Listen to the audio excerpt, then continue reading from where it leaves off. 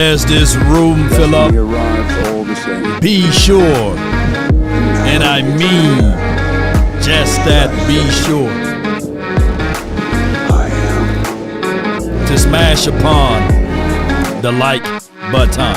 The name is Law Nation. One thing we all adore, something worth dying for. There's nothing but pain. We stuck in this game, searching for fortune and fame. Come on, Cowboy Nation. Let's get it.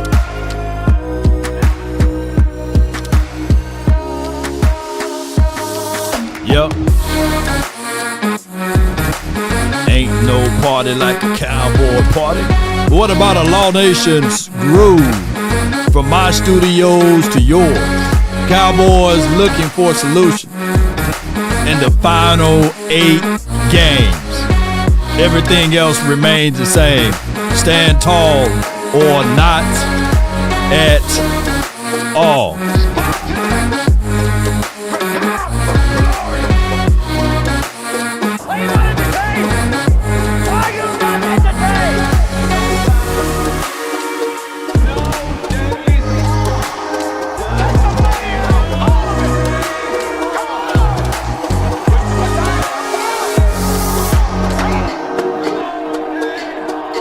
Five.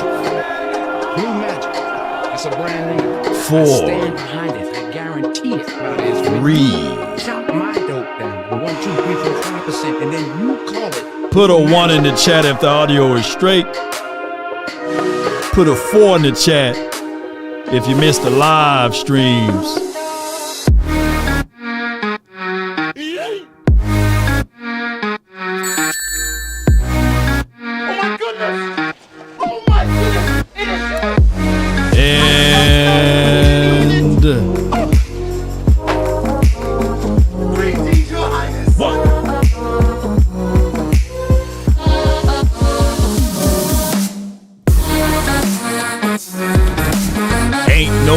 Like a cowboy party, ain't no party like a Law Nation party. To the window, to the wall, to the sweat drop down my. Oh, wrong show. Good morning, good afternoon, and good evening. Appreciate you. I see you, Ace. I see you, Warren. Not Sap, but Danielle's. Appreciate you, James Simmons. Appreciate you, Brett. Not far, but I see you in the chat. Seabass, appreciate everybody for rocking and tuning in to the nation. Without hesitations nor deviations to the matter of things, Cowboys got 8 games to go. We got a big favor from the Patriots. We still have life and liberty. We need a big favor from the Packers. If anything, we are Green Bay Packer fans. Oh, the Giants came close to this past weekend because what we ultimately need, baby, is for other teams to chip in just a little bit. And sometimes you need favors. I think Tampa Bay Bucks, they lost, right? The Detroits. We need for more and more teams to lose, by the way. Sea Chickens, they won, so they 7-2. Let me pull this up, and I appreciate you guys so much for being parts of these type of conversations to help elevate the nation. Let me see if I can finagle this one in, and boom, there we go. And I appreciate y'all. Thank y'all so much for being parts of these conversations. I missed y'all. I haven't spoken to you guys in a minute. I haven't been live. I've been grinding. We've been vacation law and all of that good stuff. Appreciate you, VIP. Appreciate you. So the Cowboys are still in second place in our division. The NFL season stands for not for long. So wherever you may be at now is not where you're going to be at by the end of this month, okay? And Cowboy Nation, let's contextualize the fact that, yes, I get it.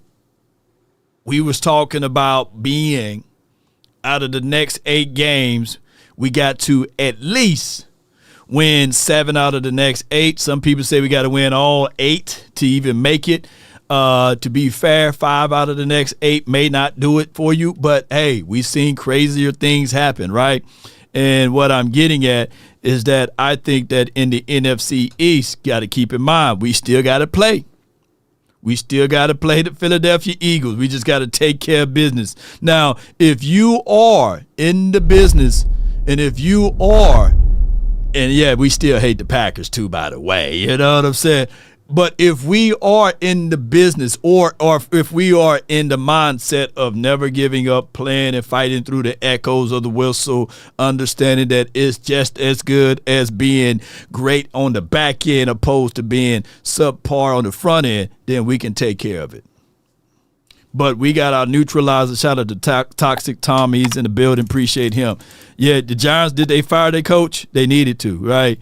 To be real, we ain't got no chances from TK. Hey, well, you can wait for next year, TK. You can wait for next year.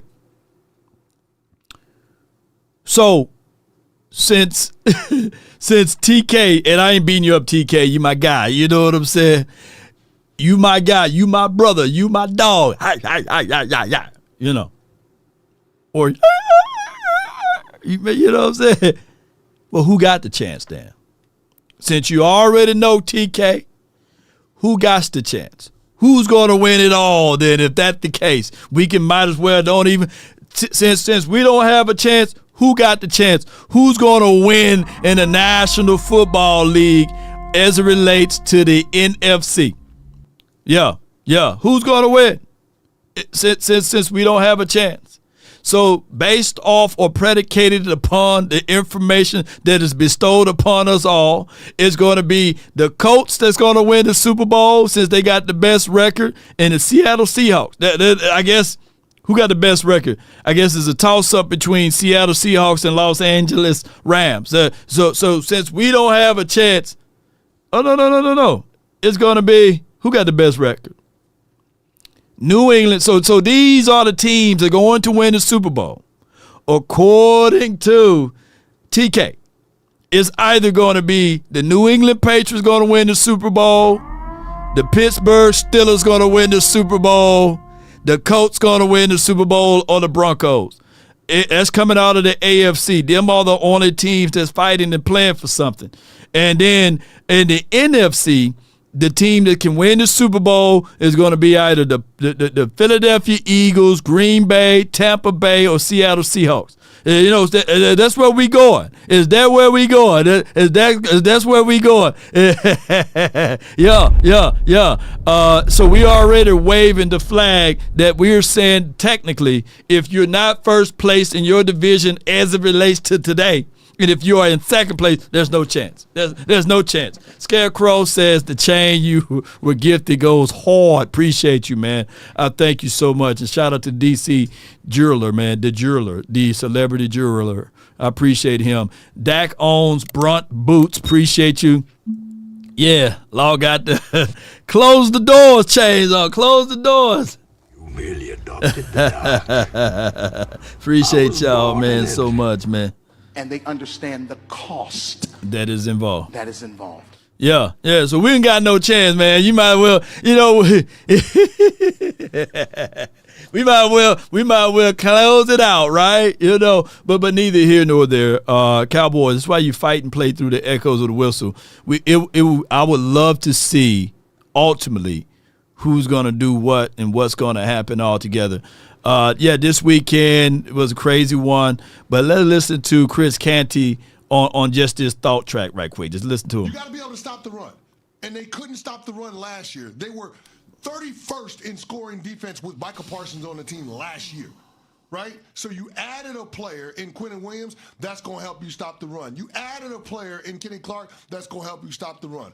Osa Odighizuwa is a hell of a pass rusher. Now you get to pair him with another really good interior pass rusher in Quentin Williams. So you've got those pieces. And then, oh, by the way, I'm getting DeMarvion Overshown back at some point around Thanksgiving or shortly thereafter. The Dallas Cowboys have building blocks on the defensive side of the ball. And then they still got a first-round draft pick from Green Bay. Who are you? Are we agreeing with Chris Canty, or are we disagreeing with Chris Canty? And how many games in college do players play in college? Like, what's the length of game is in college? Let me know in the chat. How many games do college teams play? Yeah, let me know how many games do college team play, and let me know in the chat. The typical season, and I'm not picking at nobody. I want to really bring in some substance with this, you know. You know, I really wants to bring in some substance with this, you know. He's in love with the rapper chain, huh? All Love Show VIP says 8. Chris Blunt, appreciate you. Yeah. Sin City says 12 games. College teams play about 12 games. Okay. Yeah. It depending on the seedings. So what I'm saying is 8 games is a lot of games left. Let me say this again. 8 games are a lot of games left in the season. Now, what we need to do ultimately is to figure out in these final 8 games that we have, will there be more games if we continue to win? And we can see the terrain change and shift just like that. So what I don't want people to say is, because it's been the inverse. I remember during the Romo years, people would say, yeah, Cowboys, man, you know, we will win all the way up until we get to November. And then with that month, no, we'll win all the way up until December.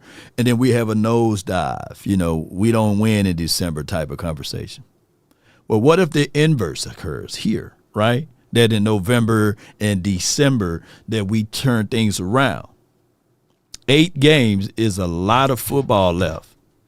It's not, if it is to the point that nobody really technically saw that the Miami Dolphins were going to beat. Did the Miami Dolphins win yesterday? Did they win? Hold on. Let me check. Did the Miami Dolphins win yesterday? Let me just bring that home. See, it's any given Sunday. Yeah. College plays 12 games. Can you imagine for us to equivalently, or to us to say that it is over with? That's like in college, you lose 2 games. Oh, man, it's over with. Technically, they're right. But at the end of the day, you lose 2 games straight up. Hey, man, you might as well put a fork in the season, man. Let's just have all of these kids not to play the 8 games or the 12 games or the 10 games that's left. Yeah. With that being said, nobody had predicted that the Dolphins would be able to win. Yeah.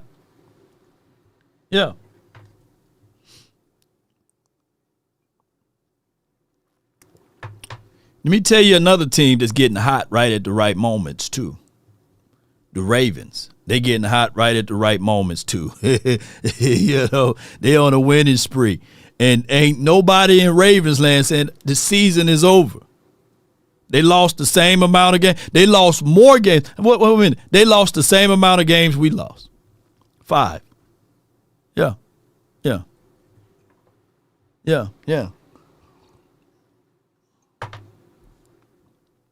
Yeah, nobody had that on their bingo card. So that's all I'm getting at. I'm not trying to shift y'all mind and have y'all thinking otherwise. And they got their own. So, I mean, the Dallas Cowboys have ammunition to do some things. And I think that defense can make a dramatic improvement, even in the short term, in the second half of this season. Do I think they're going to get it turned around and save the season? No, I do not. He don't believe it. But do I understand why they're doing it in terms of trying to build an identity where they can have success moving forward? I do. This was pre-agency for the Dallas Cowboys. They got to jump on their off-season acquisitions yesterday. All right. So we're getting Siobhan Revel to get his first game appearance I don't know if it's going to be in his Raiders game. It could be they could hold him just for one more week and have him to showcase his talent when we face off versus the Eagles, right?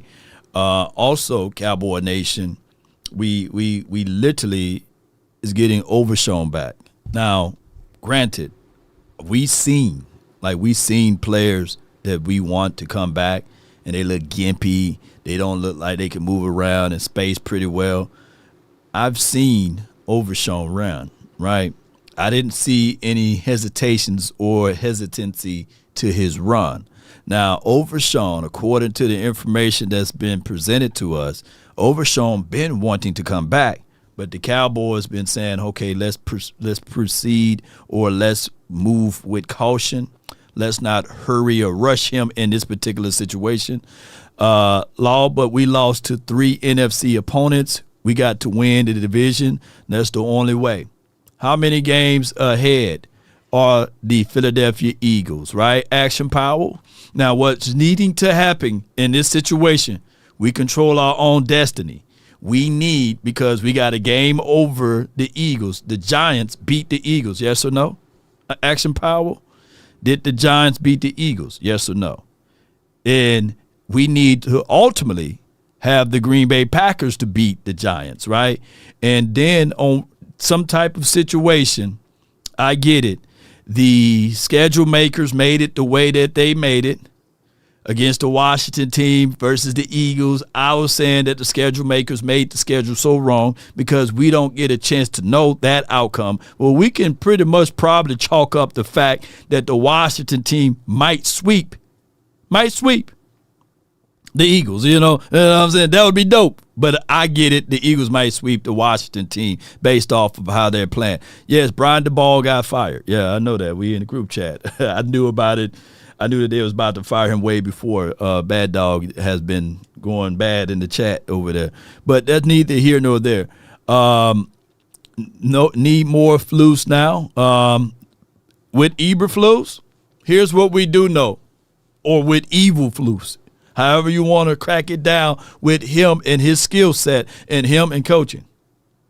We do know that he's not very creative. We get that part of it. We've seen at least a half of a season of him being inadequate. We get that part of it. But we do know the things that we can't concentrate on, that Quentin Williams is a dog. We do know that Kenny Clark, he is a force and a guy that can penetrate and get upfield. We do know that Osa Odigi Ozua, to this particular degree and point, that yes, he may not be performing up to the kind of caliber or level, but we never got a chance to see him at a smaller sample size. Now, it would not be more and more pressure on him, less pressure, more and more time for him to get out there. And I think that will suffice and be sufficient.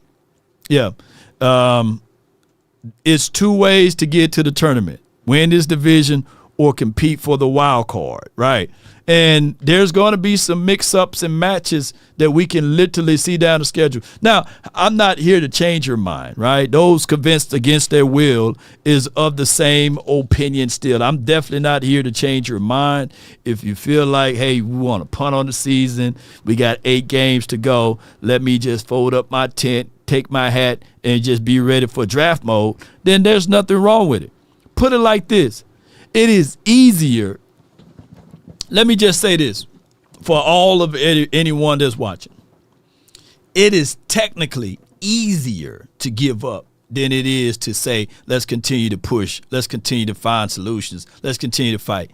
Matter of fact, if you are a Cowboy hater, right, masquerading as a Cowboy fan, you can literally say since 1995, Cowboys ain't going to win the Super Bowl. They suck. They trash. Every year, you'll be right. Every year, you'll be right. You can be right for over 30 years or close to 30 years. It is easier to take that opposition or to take that approach, I meant to say. It is easier to say that. On the flip side, I've said since 94, I said that my brother team, San Fran, y'all suck, y'all trash, y'all ain't going to win another one. I've been right for 30 years. And matter of fact, I've seen my brother laid out like Family Guy after they went to the Super Bowl to ultimately lose it. Boy, I had a good time that day. Yes, indeed. So it is easier to say, hey, man, this team ain't going to make it. 8 games to go. It's easy to say, man, Cowboys trash, man. They ain't going to make it, man. You know, I mean, look at the defense. They just giving it up, you know. And I don't have to throw no ram or no circle, you know. Yeah, T-Money knew. He said, your brother a Niner fan? I got a brother that's a Niner fan, and these are not Fickle fan. He's not a Fickle fan. I got a brother that grew up, same womb, same room too, that we grew up. And all his life he's been rooting for the damn 49ers.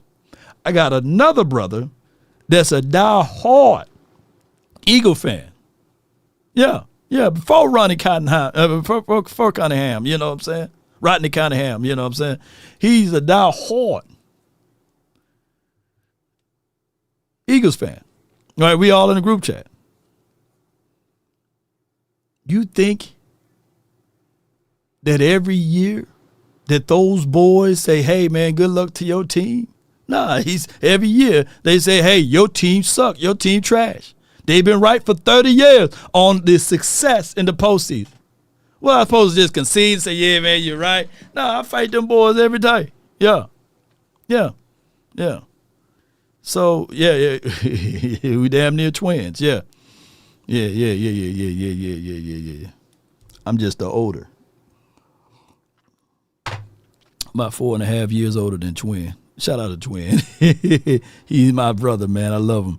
No Eagle fan in my family, thank goodness. You know, I got people that's literally but let's talk ball, though. Let's talk ball. Let's get this thing going.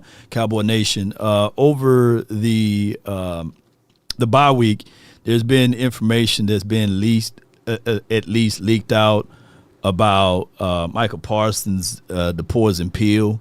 And I was jokingly saying that basically that when you think about Michael Parsons and what they was talking about, algorithms and stuff like that, and they brought this up. ESPN, Adam Schefter reports Michael Parsons' trade to the Packers included a poison pill that the Cowboys inserted to block any deal near the future for the Eagles.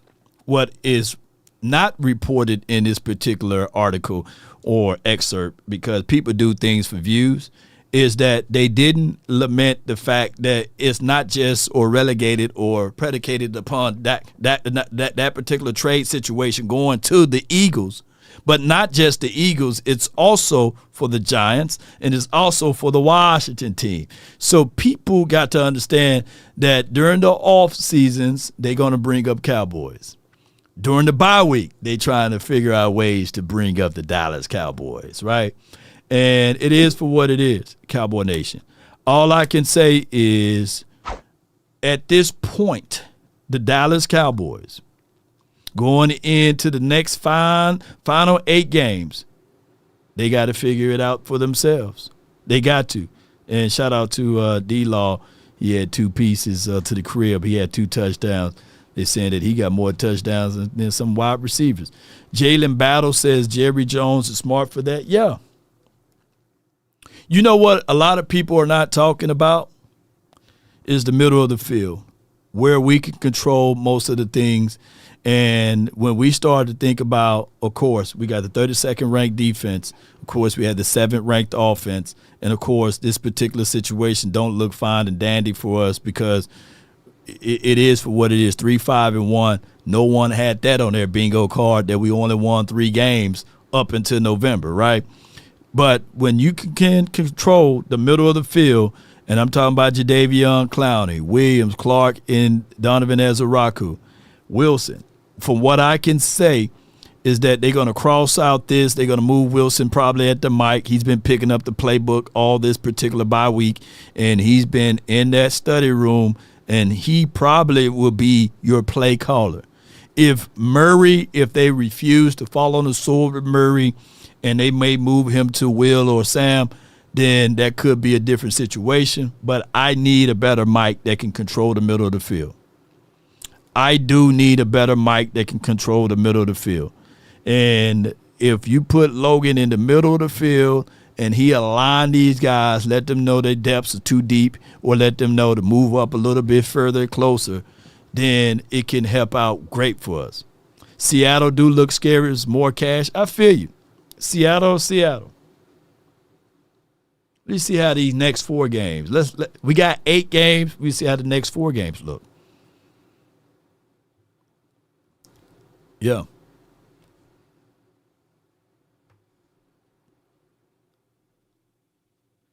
Tattoos says, do you think Vegas will get us?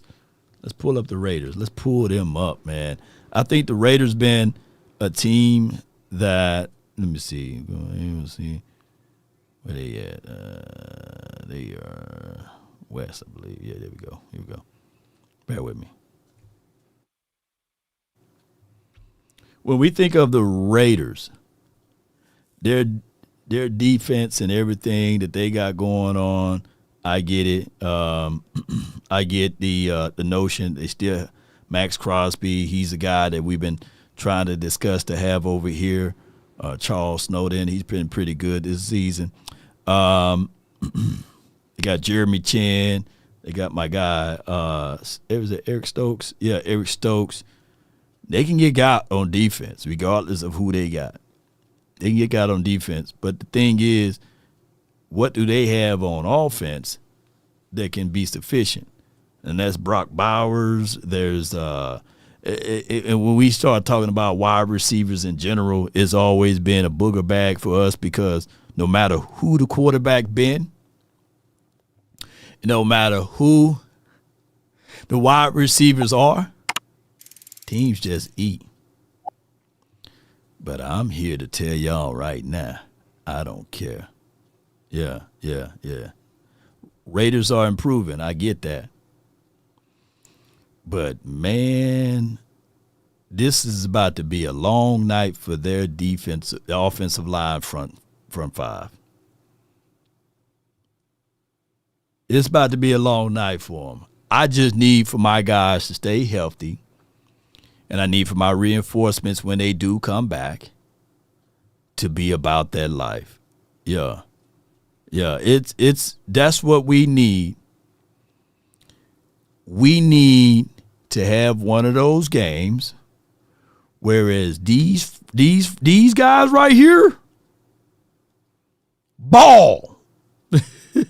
Ball. If I don't do nothing, I'm a ball. That's what we need right there. For these individuals to ball. No excuses. Ball.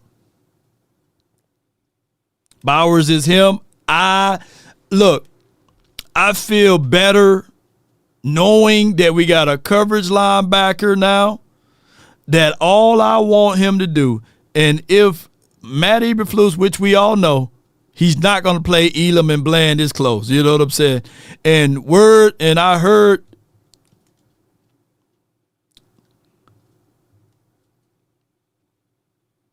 that Siobhan Revel, he ain't about that bullsugar stuff, man.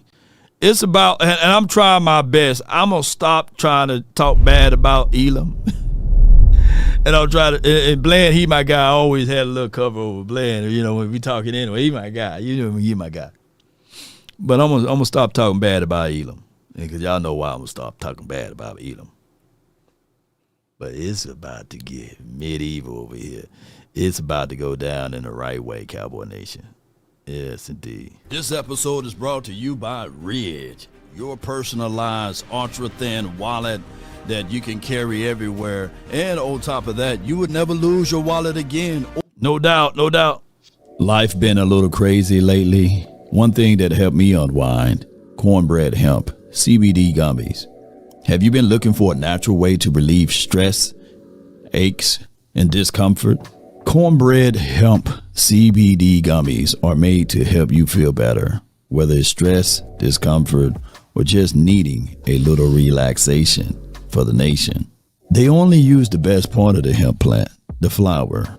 for the purest and the most potent CBD, formulated to help relieve discomfort and stress. So right now, Law Nation listeners can save 30% on their first order. Just head to cornbreadhemp.com/law and use code LAW at checkout. That's cornbreadhemp.com/law and use the code LAW. Let's get it.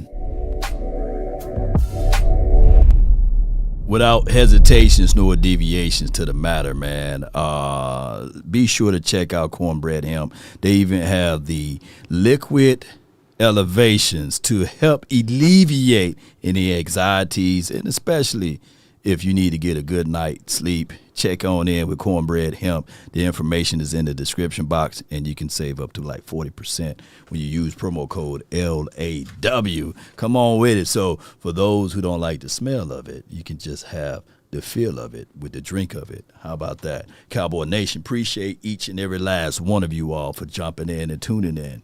But with that being said,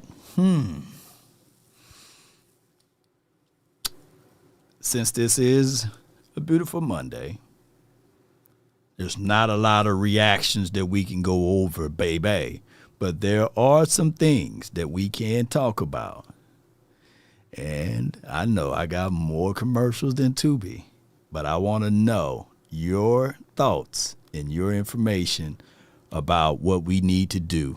I'm looking for solutions. We can cry about this and that all day, but let's get to the root of it. What do we need to do ultimately going into these next 8 games to determine where we're going to be at?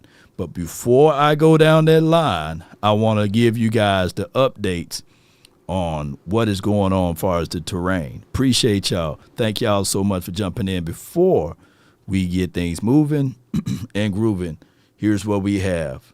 For right now, offensive leaders is going to be your Colts. They are balling out. Hey, for your Buffalo Bills, they're balling out. For your Chicago Bears, they are balling out. And the Cowboys, we had a bye week. We are 4th in offense for right now. Here's the craziest thing. It already was a given that the Chicago Bears were going to have a good offense. That's not an element of surprise because that coach over there, what's his name? Y'all put his name in the chat. I forgot his name, but he came from the Detroit.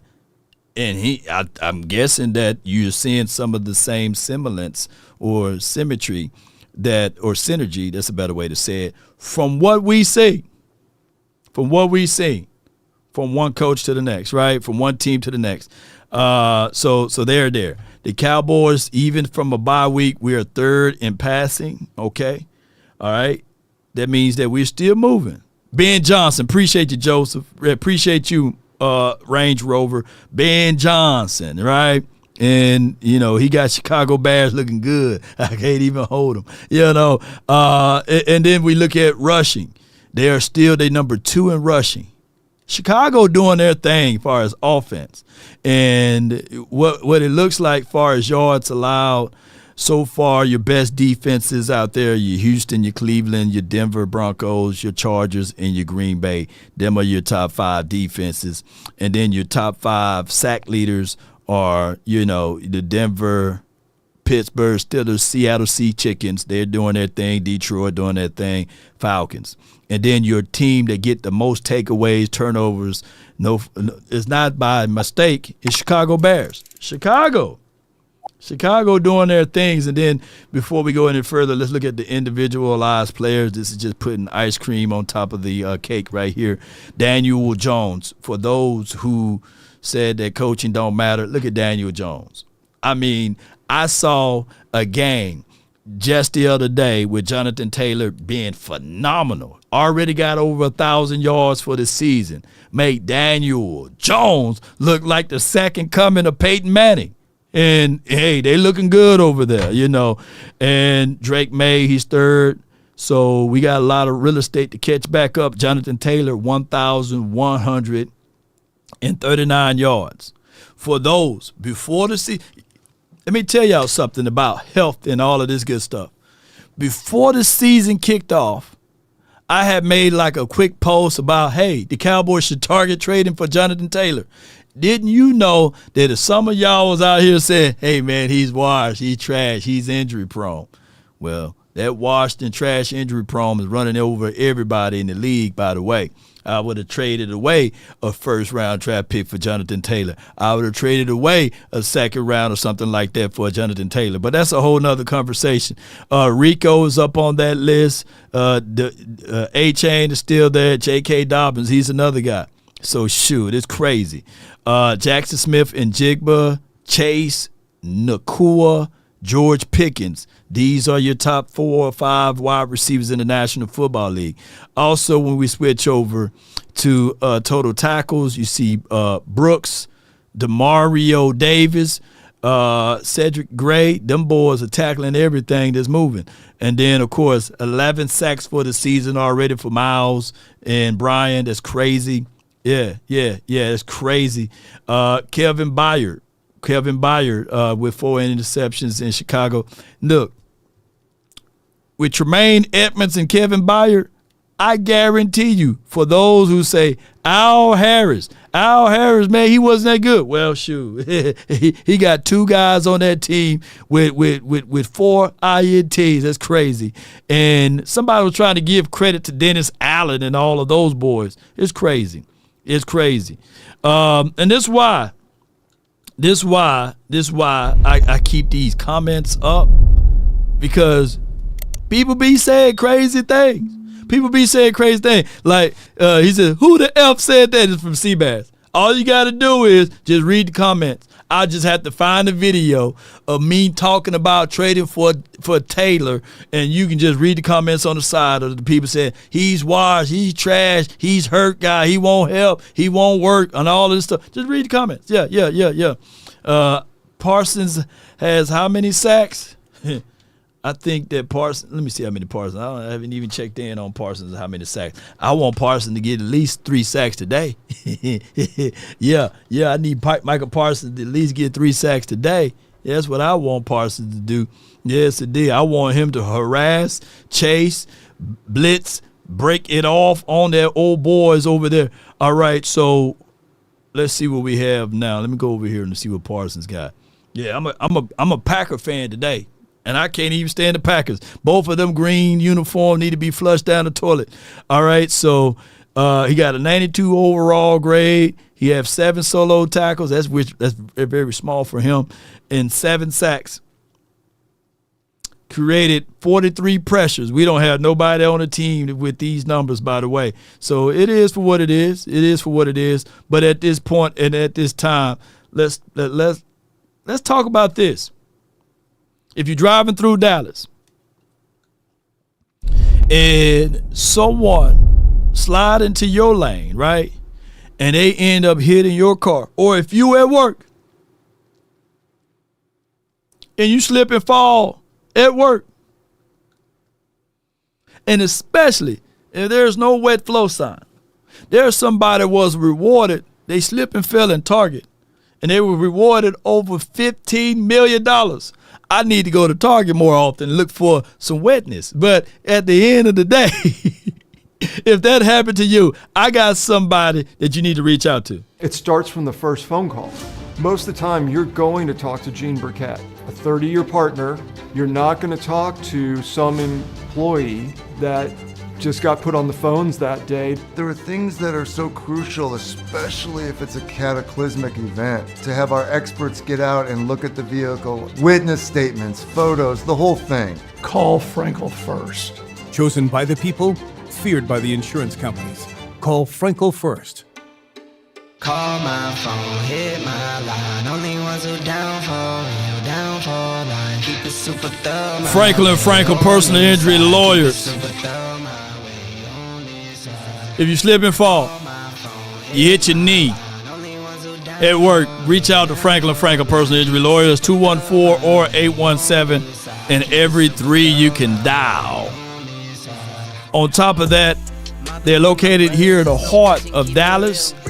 So with that being said, ladies and gentlemen, if you're looking for a lawyer that know the terrain, that know the landscape, Reach out to our prior partners, Frenkel and Frenkel Personal Injury Lawyers. They have a combined over 100 years of experiences if you add it together. On top of that, ladies and gentlemen, if you can't dial that number, just visit frankelfirm.com and someone will be able to assist you. But my number is 657-390-7391. Now, I think that there is, hold on for me before I open up everything. FBI, open up. I think, let me just double check before we get things moving and grooving. I really appreciate y'all for all of the condolences and all of the things, the prayers and wishes that you guys sent me. I really appreciate that. And let's don't go half-heartedly with me. Let's see. Let me just double check something. Masterpiece to score $100 in bonus. I thought they had Jerry Jones' son on 105.3 The Fan. They don't have his son. But y'all let me know if his son did came on, and his name is Stephen Jones. But speaking of that, I got from the 754. You're live on the Nation. Talk to me. Law, how you doing, Law? All is well, man. I can't complain, man. What you got for me as far as the solution for the Cowboys next game on Monday night? And the solution for the game is starting the trenches, both sides of the trenches. Right. Offensive line and D-line. We got I like the little 5 front on the D-line we trying to run. Right. Because that eliminate the double teams, and we go ahead and just every man head up, one-on-one. Sad that we got to go back to Little League football, but hey, it's starting the trenches. And I'd rather just try to do that and play one-on-one, try to at least switch it up sometimes, like with our corners, mainly man, but you already know we're not going to probably play too much man, and switch it up with zone here and there, but keep that 5 front, and then on offense. All right, so hold on before you go there.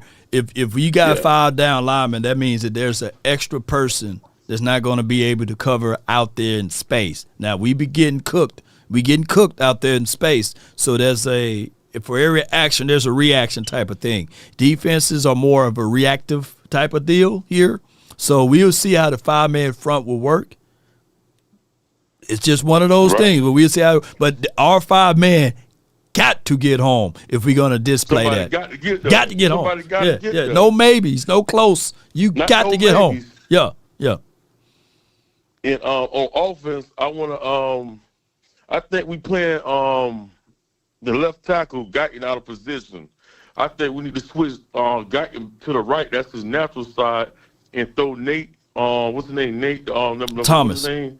Nate Thomas on the left side, and let him stay on that side because I think that's his natural side. They both out of position, and that'll solve the problem. I won't say fix it for this year, but it'll look better than what has been looking for the past games that we've been seeing what's going on. And also, and this thing with Jaded Blue, man, I don't know what's going on with that, but I feel like he will add a little dimension to our offense with his speed. Shoot, if he having problems at running back, kick him out at wide receiver. Like, throw a little package in there, and have him interpret on the field at the same time and make people pay with their 4.2 speed. That's what I'll do. Yeah, on a consistent basis, bro. I'm just going to be real with you, man. I've been talking and preaching speed for a long time, bro, for the Cowboys. I'm not saying that I'm waving the flag on speed, but the last time we utilized actual players that we have here with speed, well, when we had the Chain Gailey administration, bro, when Rocket Ismail was here, we don't know how to use player with speed. I'm just going ahead and wave the white flag, bro. It's saddened, bro. Cavante Turpin's supposed to be that guy. A Lucky and a Whitehead supposed to be that guy. We just don't know how to use speed. We don't know how to use speed, man. I give up on the speed aspect of getting somebody that's fast. You know what I'm saying? But I appreciate you for calling in, fam. I really do. Yeah. All right. How about them Cowboys? Hey, this Dallas Cowboy 92. How about them Cowboys? About them, man. And I do agree with the notion to move still. We did get some tidbit of information from the offensive line coach on that. Son of John says vibes surrounding a little vibes surrounded with little purple stars. Appreciate you, man. Shout out to you, John. Thank you so much. Thank you so much for that. Vibes. Yes, indeed. I don't know about Mingo. But let me play this right quick. Let me play this. And in case for Toxic Tom, it ain't Steven Jones. Hold on. All right, let's play this right quick. And I want to, because it pretty much ties in to the conversational piece that Cowboys 92 was talking about. Summarize what's going on in right tackle. Competing, that's the biggest thing. It's a central theme of our program. We're going to compete every single day. There's competition all along the offensive line every day, and there's going to be competition at the right tackle. Everyone have a reason, but results are what matter. We can talk about competing as a fancy word. We can talk about competing. Let me say this again, Dr. Umar style. We can talk about competing as a fancy word. We can talk about competing as a fancy word. We can talk about competing as a fancy word. But we need to absolutely see the results. We do.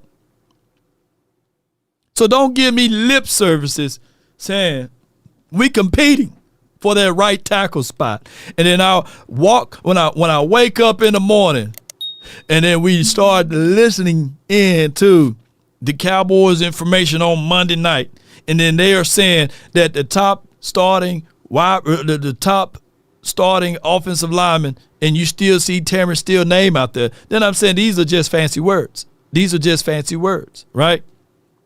So no, I need to see something changing, right? If Terrence Steele win out at right tackle, then let him win. But if he's ultimately not better than Nate Thomas, then let Nate Thomas be out there. Now, there are some connotations that Tyler Guyton played just as bad as a Terrence Steele, and I get that. But what I ultimately don't want is that all of those reps that Tyler Guyton already had at left tackle, for you to then turn into this mindset and say, you know what, mid-season we're going to throw him on right side. No. Either you weather the storm and let this work his way out, because ultimately I don't think that he can play that right tackle side as good as he's supposed to do mid-season, right? That's an off-season acquisition move that you can move him over to the right side and say, hey, I made the mistake. Hey, I'm going to fall on the sword. I'm going to go ahead and move him to the right side. But keep in mind, keep this under your mental mindset. We all knew that Tyler Guyton was raw coming out of college. We all knew that. And we, in return, we kicked him to the left side, right? And expecting him to be something that even Tyron Smith couldn't do.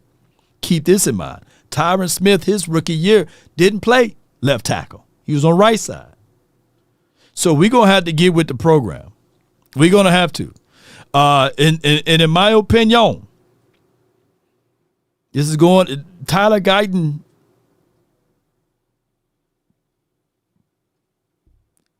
I'm trying to be nice. And shout out to Mama Guyton, Daddy Guyton, all of the Guytons, Stepdaddy Guyton. Shout out to all of the Guytons. This ain't me putting anything at him. But it seems to me that he's heading down the same pathway as Amazi, right? Now, to be fair to Tyler Guyton, I've seen splashes, but it's not consistent enough. We be all day talking about Tyler Guyton, TG. But I do like the aspect that Coach talking about competing. But now we need to see it. All right, I got 607, then I had the 201. But 607, you're live on the Nation. Talk to me. What's good, Law? Hey, yo, man. I always like miss it. I always miss the good times to call you and shit. But how does it feel, man? We got a goddamn interior line now, Quentin Williams, boy. We got that boy, man. We got that deep. You know what I'm saying? I was call when it's bad times and shit. Yeah. Woo! You know, it gives me a little hope and shit back again. All right. Yeah. You know what the solution is, man? What that? You know what? And on some real shit. You know what? We going into this Las Vegas game, man. We gotta bring this physicality. We got to bring this Dallas game. We got to open up 3 straight runs to Devontae Williams and set the tone. Right. Like, yo, let's go. Yeah. You know what I'm saying? And then we can get to the nitty-gritty with CeeDee Lamb and get to the nitty with Pickens. I honestly feel like, Lord, we could play Quentin Williams at the end. I really feel like we could play him at the end and, give Clowney and give Fowler a little more break time because, we're going to cause disruption in that middle.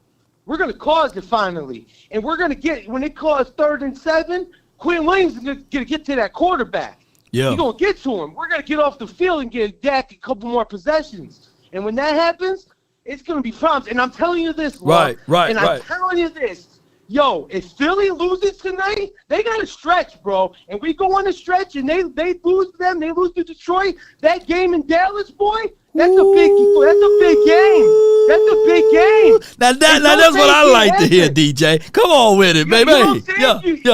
Yo, mate, don't give us some hope and let us believe again. Philly, you better go into Green Bay and do your business tonight. Right. Because you got Detroit. You got Detroit the next week in Detroit. Yeah. So, you know what? Don't give us some breathing room with Quentin Williams coming back, bro. I got some hope again, man. Come on with it, man. Hey, you got the Hopium Kool-Aid.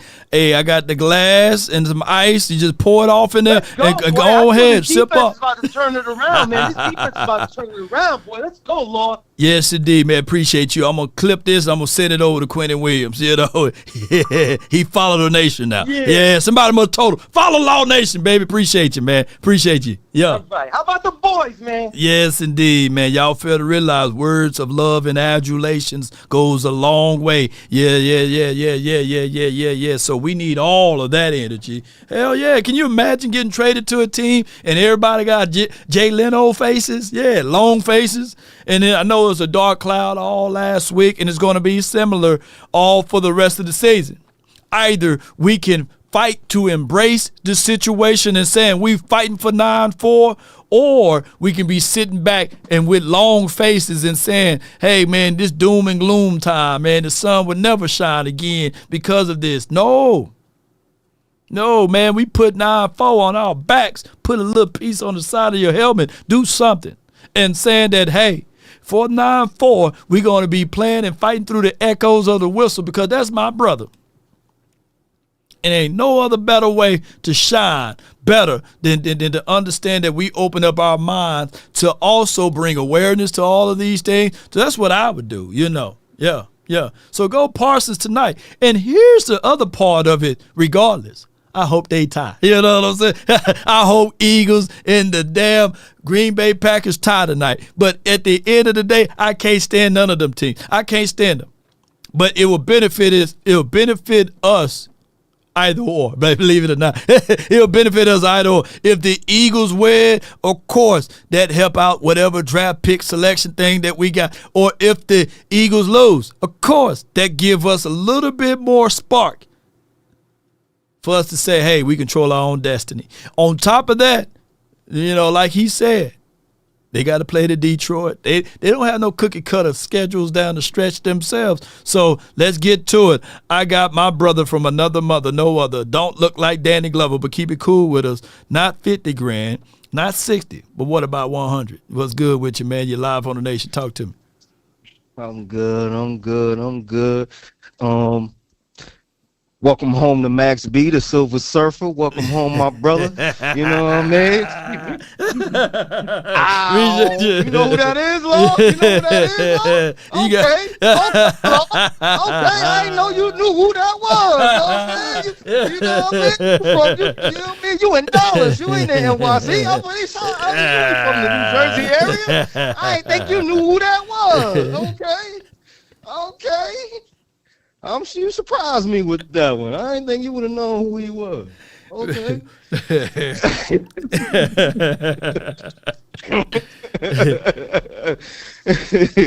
Well, I mean, but I don't know him. Okay. I'm about to say, I don't know who he is. You don't know who he is. Listen to his music, though, Lord. Listen to his music. All right.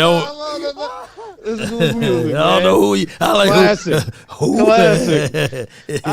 Classic, man. Listen to his music, man. Trendsetter. The South runs. Oh, my bad. We don't want to talk.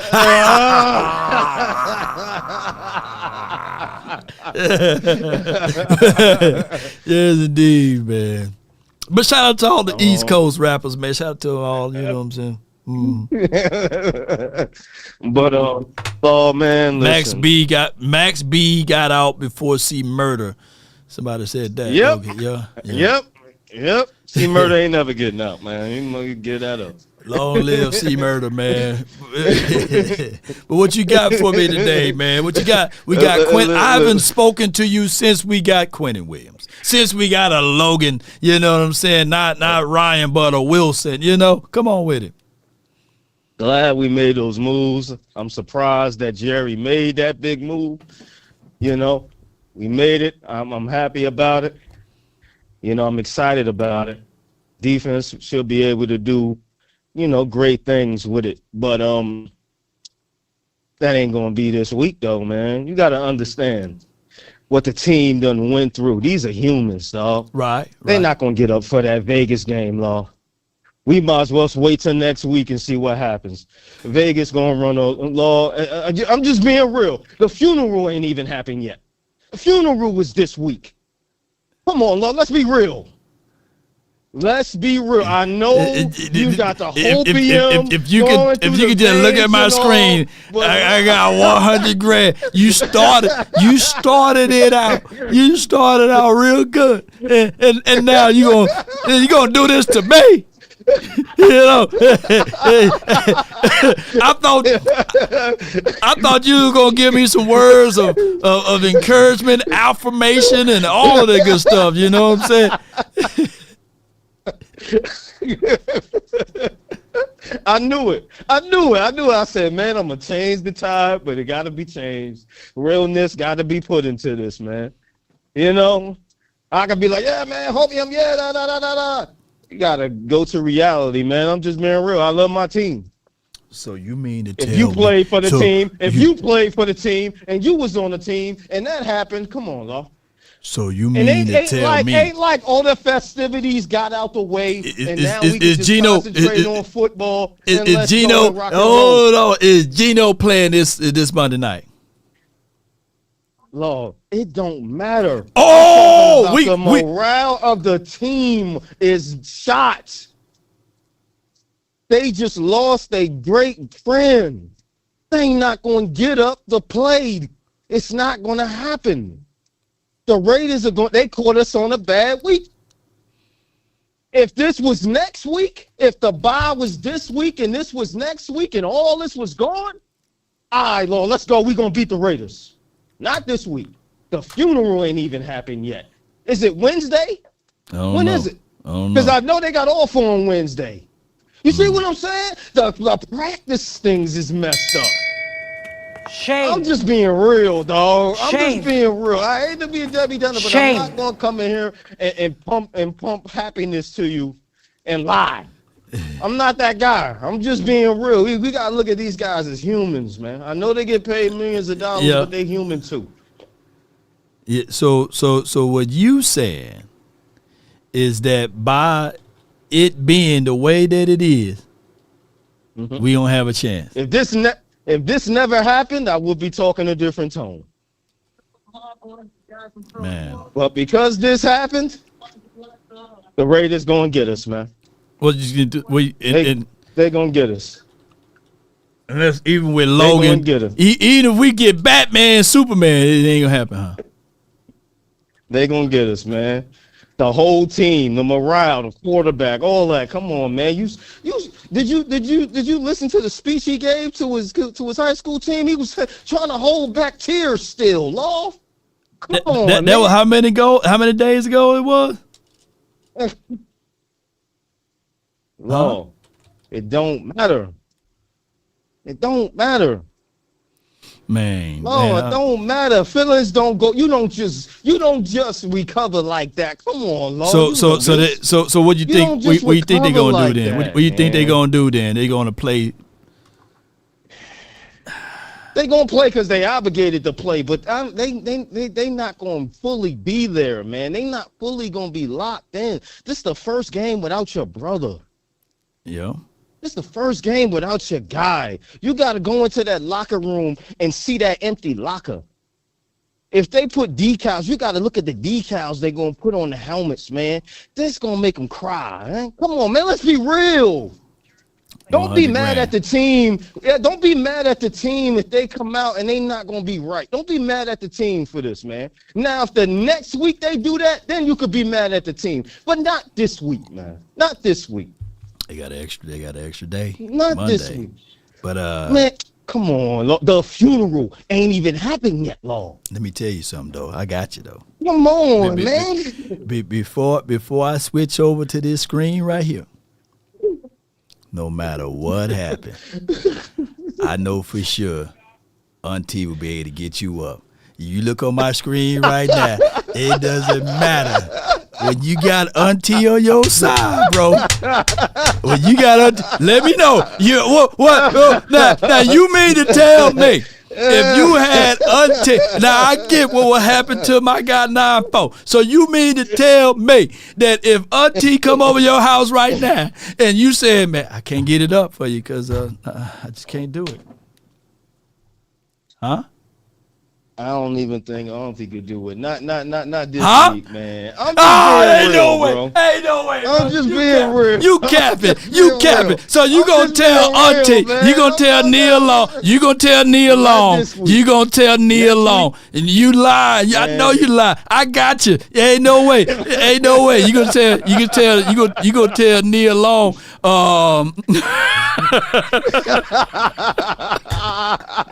Come back next week, man. Swallow I'll be that. locked and loaded next week. No, you capping. You I'll be capping. locked and loaded next week. Not this week. Man, yo, Lord. Come on, Lord. Come on, let's be real, though. I know we Cowboy fans and all, Lord. But let's be real, man. Ain't no way. Let's be real, bro. Lord. Come on now, dog. We Cowboy fans and all. Come on, man. Let's be real. Let's be real, man. To the situation. Your brother that you know, that you just said, man, they be on lock when it's football season. You see your teammates more than you see your own family. So she come over, you gonna be like, I can't do it this week. Is that what you gonna let it go? I ain't gonna let it go. I'm driving home to you. I'm driving home. I'm driving it all home. So you mean to tell me that just because what happened a week ago, now it's been going on, we're gonna be a week and a half. Yes. That you won't be able to give no energy. Still fresh room, still a fresh wound. Come on, man. I'm just being real, man. You gotta come over next week. It's an evil world we live in. I got Neil Long on the phone. I'm going to get Neil Long on the phone, and I'm going to see if you're going to change your energy, man. Appreciate you calling in. And close it. What else you got, man? What else you got? Man, you know, it's how about the Cowboys, and I'm sorry, but the Eagles going to shut the door anyway. So that's even going to be a more incentive, man. Damn, is this 100 grand? Going to shut the door. No, is this 100 grand? All right, so if I'm going to make this deal before I let you go. If the Eagles lose tonight and the Cowboys win next week, for the next 4 weeks, I ain't gonna call you 100 grand no more. I'm gonna call you 50 grand, dog. You know what I'm saying? Okay, I'm gonna call you 50 grand. And what's the adverse? And what's the adverse? Shit, 200 grand.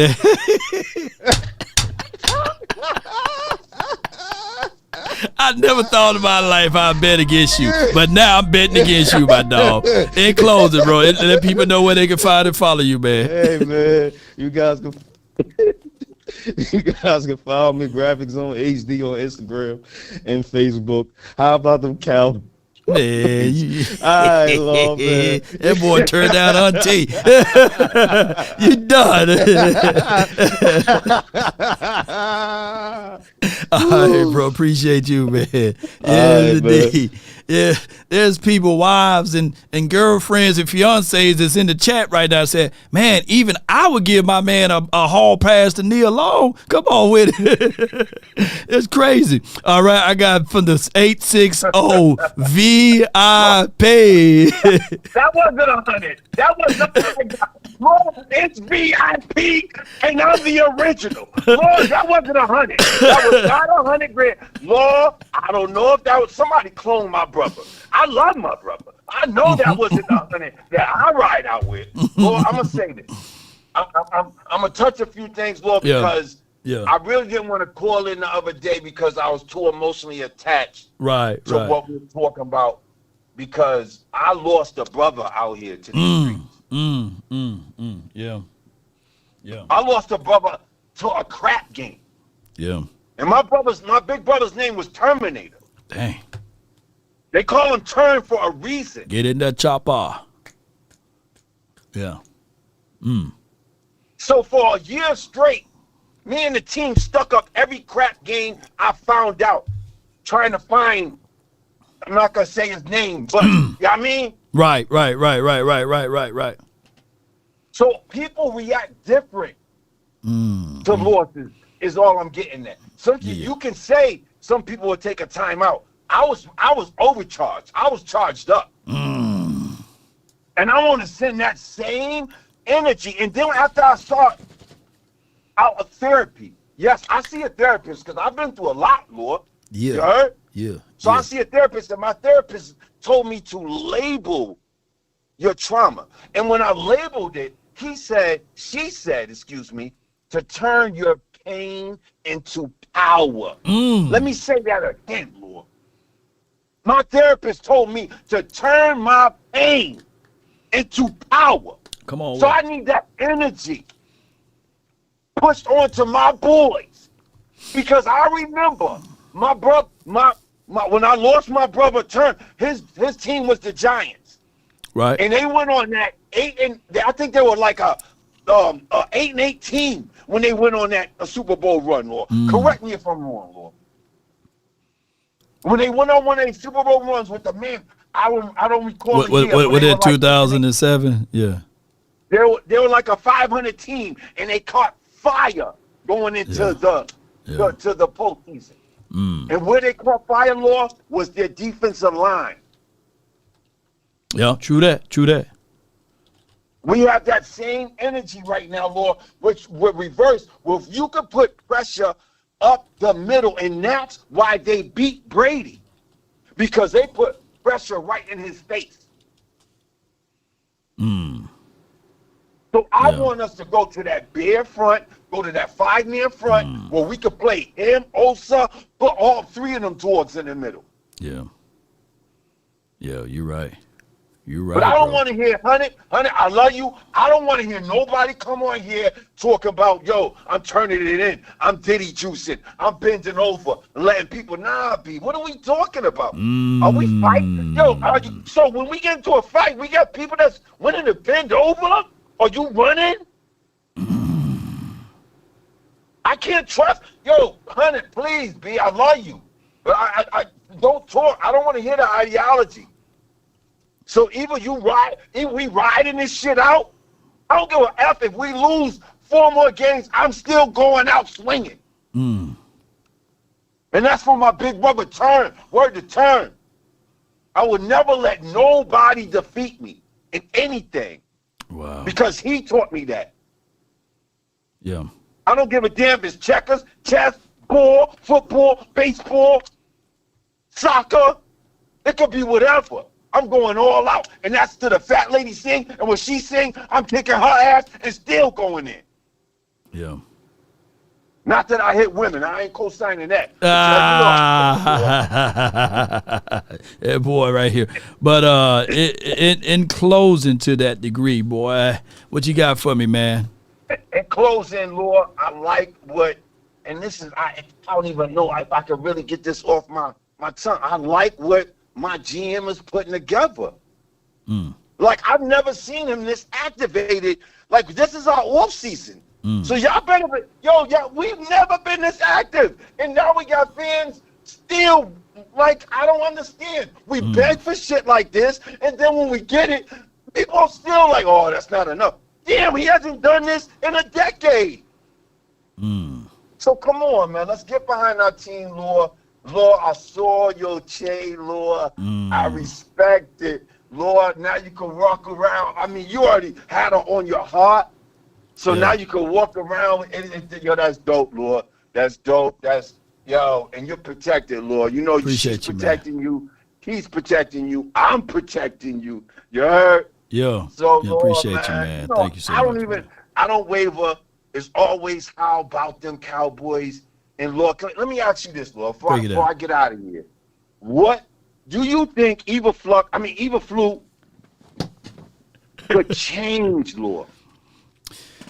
I don't think that he's willing to change. I think that he's going to do the same things his own way. But I do like the 5 front that he got, that he exhibiting and exuding. So now that he got personnel, it should be more beneficial now. So we should see some type of results. I think he's going to still call the defense the way he called it, but now he's going to have players that can run it the way he wanted, you know. So that's how I'm looking at it. I don't think he's going to change, though. And Rebel is clear to play now. Is that what I'm hearing? We would know. We would know more as relates to like this Thursday or Friday. Take 20 out the game. Take 20 out the game. You let him fly a kite, man. But I appreciate you for calling in, Chief. Yeah, no doubt. Damn Cowboys! I ain't a killer, but don't push me. We riding this shit out. Yes, it did. That's my guy, VIP. Here's what I want to say. I think he's referring to the 10-6 New York Giants in 2007. They're 10-6. That year they won the Super Bowl. They started that season off 0-2. They lost. I believe they lost 45-35 Cowboys opener in 2007. They lost 35-13 versus the Green Bay. And then every game since that time frame, they won games by one or more possessions. So in 2007, they were a team that a lot of people counted them out, and a lot of people didn't have them winning the Super Bowl. And I'm not saying that the Cowboys winning a Super or a Bowl or anything like that. But one thing I can say is that you got to fight and you got to finish out the season, right? So even that particular team losing 6 games, and of course we already lost 5 this season, was a team that was kind of off a little bit. And what gave them heart or gave them promise or hope was the final game of that season. They lost 38-35. And they played against the Patriots, but they made it to the postseason regardless. And what really propelled them was that game. By them knowing that they can put 35 points up against the New England Patriots, regardless of whether or not, you know, the Patriots were – I think the Patriots were undefeated that year. Yeah. So they was 9-7. My bad, not 10-6. It was 9-7 or something like that. So, you know, 2011 Stone. Let me see what they did in 2011. Yeah, we ain't trying to do. Oh yeah, God, dog, how did they end up winning in 2011? 1, 2, 3, 4. Them jokers lost 4 games in a row. I mean, if that happened over here in Cowboys land, boys, shoot, somebody getting. Oh, I can't say that word here now. All right, but let me get the next caller on. I got JD from DC from the 703. You're live on the Nation. Talk to me, JD. What's up, Playboy? Not much. I do appreciate everything you do, man. You know, I've been here for a long time, and I'll give you one call per year. So this time, I'm going to talk about what the offense needs to do. Don't worry about the defense right now, Law. They'll eventually fix themselves, and we'll stay 32. Yeah. The offense has got to stop being cute. We saw what Flo could do. Put him in. Use Turpin as the fourth receiver, and then we can't have our tight end getting 9 catches for 27 yards. I mean, he's got to do a little bit better. I'd love to see Brevin Spann do a little bit something more. But the more important thing, Law, just stick to the basics. You got 2 bona fide wide receivers at the 1 and the 2. You got Flo. Do something different, and it'll work. And, oh, by the way, I would move Guyton because he's not working at left tackle. Steele's not working at all. We need to know if Guyton's going to be a part of this team. I don't think an offseason of Guyton going to your man Manny Dukes or whoever is going to make him any better on the right side. So just see what happens for right now while we have a chance, because there'll be no excuses next year. And Law, I'm out, brother. I appreciate all you do. I want to listen to what you got to say. One love, man. No doubt, man. Appreciate you, man. That's JD from DC. If we want to really contextualize the fact that we understand, we know what the defense is, right? Dang, JD, man, you really brought home a real good point. For Dak Prescott, a need for him to play even up to the kind of caliber or level that we was talking about for the first half of the season. With the offensive line, if we control the right tackle side, we can't have both sides being bad, right? We can deal with one side, at least you know it. And that is what I remember. I'm old enough to remember Tony Romo saying the same thing of the reason why they moved Tyron Smith over to the left side is because Doug Free was just giving it up on the left side. And I remember this interview just like yesterday when Tony Romo said, hey, I get it. I can see what's going on my right side. You know, I'm right-handed. But it's my left side that's being blind that Doug Free is just getting me killed. Basically, I'm paraphrasing. So that offseason, they moved Tyron Smith to the left side. Now, one can argue and say that was going to naturally happen because you drafted Tyron Smith so early. But at some point, when we go into this first game back from the bye week, we would know whether or not this team did some extra work. Now, granted, I do get what 100 Grand said about emotions are high and heavy and things like this, that when you lose a loved one, you look at life itself and you say to yourself, man, this is bigger than football. Right? This is bigger than football. But at some point, somebody got to say, hey, instead of living into the shadows, into the shades of things of being sad about it, let's do something about it, right? So if we can go into this game, and Coach did lament the fact that they're going to bring competition back to the table, and if we can get one of these tackles to play subpar, whether it's right tackle or left tackle, we need to get that done now. Now, then that's all I'm saying. Yeah. Free fits his name. Yeah, I see you, Retro. So, yeah, that's what I'm getting at. So, I do agree with my guy from there.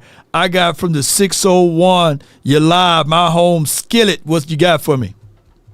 Hey, what's up, Lo? How you doing, man? Not much, man. What you got for me, man?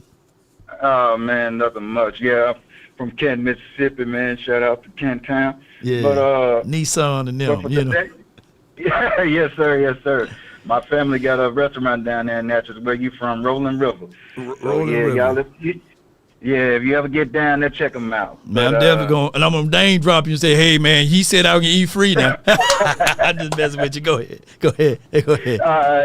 No problem, man.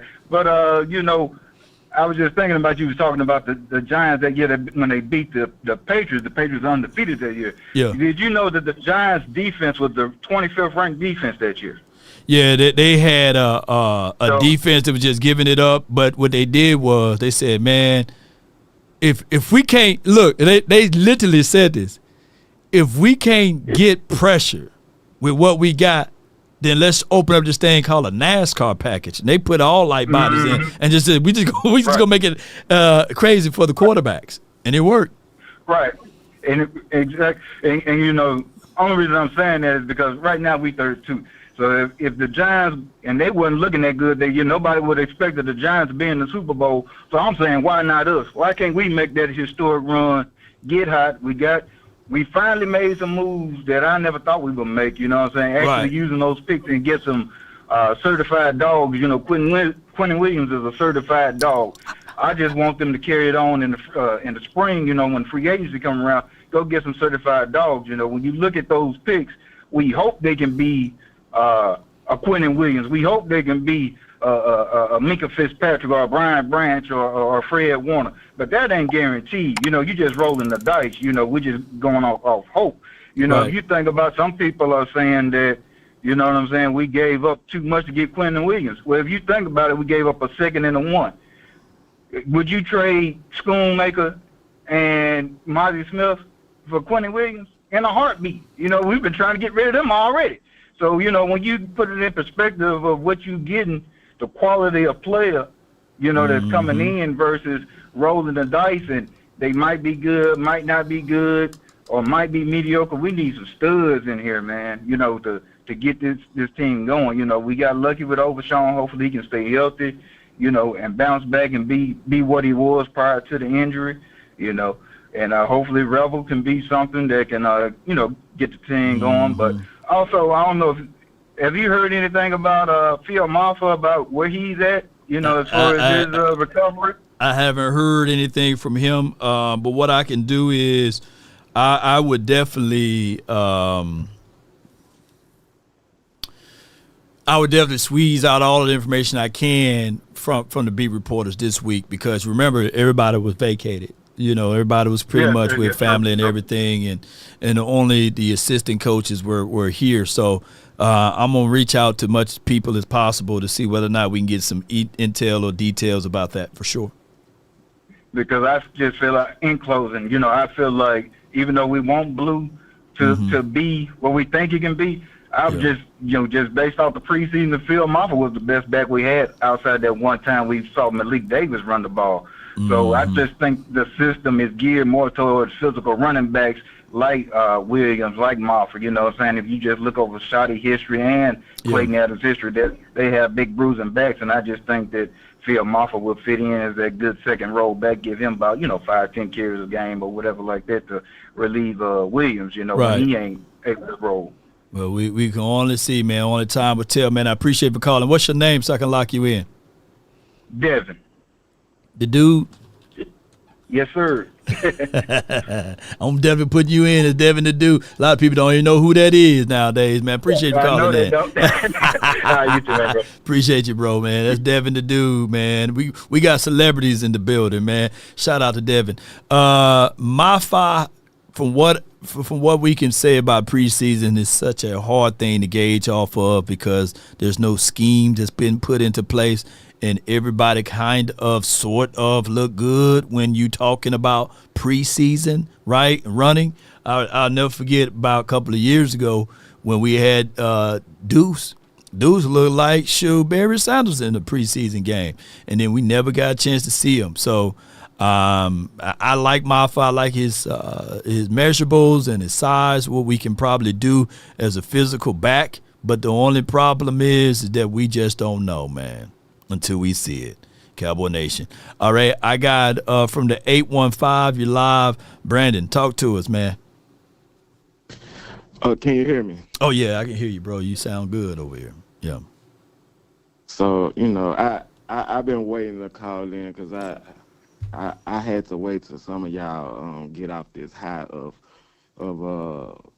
single player award and maybes and all that. So I like the trade. I think the trade gonna help the defense. I think I think our D line is gonna be pretty good. I think this is gonna be great for Sam Williams. I hope it is anyway. So like I think this is gonna be a great thing. Our defense is gonna be like from the inside out. It's great from the inside out. So I think once we get Diggs back. Because again, clearly he's one of our best corners. I know, like we hate him because he possibly don't want to be here. Like, look, if if it's salvageable, like let's salvage it. I'm hoping he can come back into the fray. Like I'm hoping he want to be here. But if he don't want to be here, hey, move on. But I look, give the defense a chance. The offense, I think the offense has been fine. Dak has been playing pretty well. Like I still think we're gonna make the playoffs. Like I don't know what 100 grand was talking about. Even his OG didn't even agree with that. So yeah, I don't know what that was, but I still got hopes for us making the playoffs. I think once we get in the playoffs, I think this might be the year. But I still got hope for this team. I haven't gave up. I don't know what 100 grand was talking about. That was wild. Hey man, one game at a time, one day at a time, as we say, man. So appreciate you for calling in. I got no rebuttal for you today, man. Defense gonna do defensive things. You need to see the offense get its spark back, especially what we was doing the previous week. So I do agree with that, man. Thank you for calling in, bro. Oh, no problem. Hey, shout out to Law. Shout out to the nation. How about them Cowboys? How about them Cowboys, man? I'm lost for words, man. That's the quickest I ever got Brandon off the phone. You know what I'm saying? I didn't want to even, I didn't even want to mess him up or mess me up with this, man. We got a super chat, man. Let the AI speak. Quentin Warner, $10. Law, all the folks calling in are hitting on some points. However, I believe I still would love to see a new face at safety. The vet from the Titans has skills. Quandre Diggs, man. We've been having issues with the safety play. I'm not going to dismiss that. Hey, Quandre Diggs, I'll bring him in for a big cup of coffee, man. Be like, hey, we got a veteran safety named Malik Hooker, and he's projected to return. Meaning that you can, man, Cowboys, don't y'all know what you can do now? If you bring in another veteran type of safety that can hit cover and know the game? Shoot. Quentin Warner, $5. Can you really depend on Wilson and Hooker on the back end? On the back end of the season, I like both players still. I just think that we've been utilizing the players wrong. Even if you go back and watch the tapes of the earlier previous weeks when we're getting all burnt up, especially with the underneath, your safety is the last line of defense. You gauge, and when you playing safety, your eyes are on the quarterback, by the way, depending on what situation that you are in, and you playing a third of the field. But if you in a situation where you reading your keys off of your linebackers, and we've seen how the linebackers play, oh my God. And if you're reading your keys off of your cornerback, who's supposed to be in a situation, whereas if you're playing overs and the cornerback is like literally right next to you, and then if someone declares another way, it can cause a lot of confusion. By me knowing and speaking with some of the people that wears the silver and blue and the star on the side of their helmet, by them saying that communication is cooked, of course, it's going to make one positioning group look bad versus the other. But things that we do know, without a shadow of a doubt, is that Wilson can't cover. And he's been put in a situation whereas it compromises the defense. Wilson is not trash. He's not garbage can juice. Wilson is a box safety who had 5 sacks last season. If you utilize your player wrong and then you get mad at the player versus the system and the scheme you in, and you say get rid of the player, then that's a problem. But what can convert that is that Hooker, he can play on the roof and he can play down inside the box. If you bring in another veteran safety, you can now have those mixed uses of a player. Play him down. You think he's playing down, he's on top of the roof. You can do all of that. Now, there's been a lot of people that Carlos said Hooker can't cover it either. What if I told you that a lot of people been campaigning and banging the table for Minkah Fitzpatrick, right? But Minkah Fitzpatrick in the last 2 seasons haven't even equate to Hooker's skill set.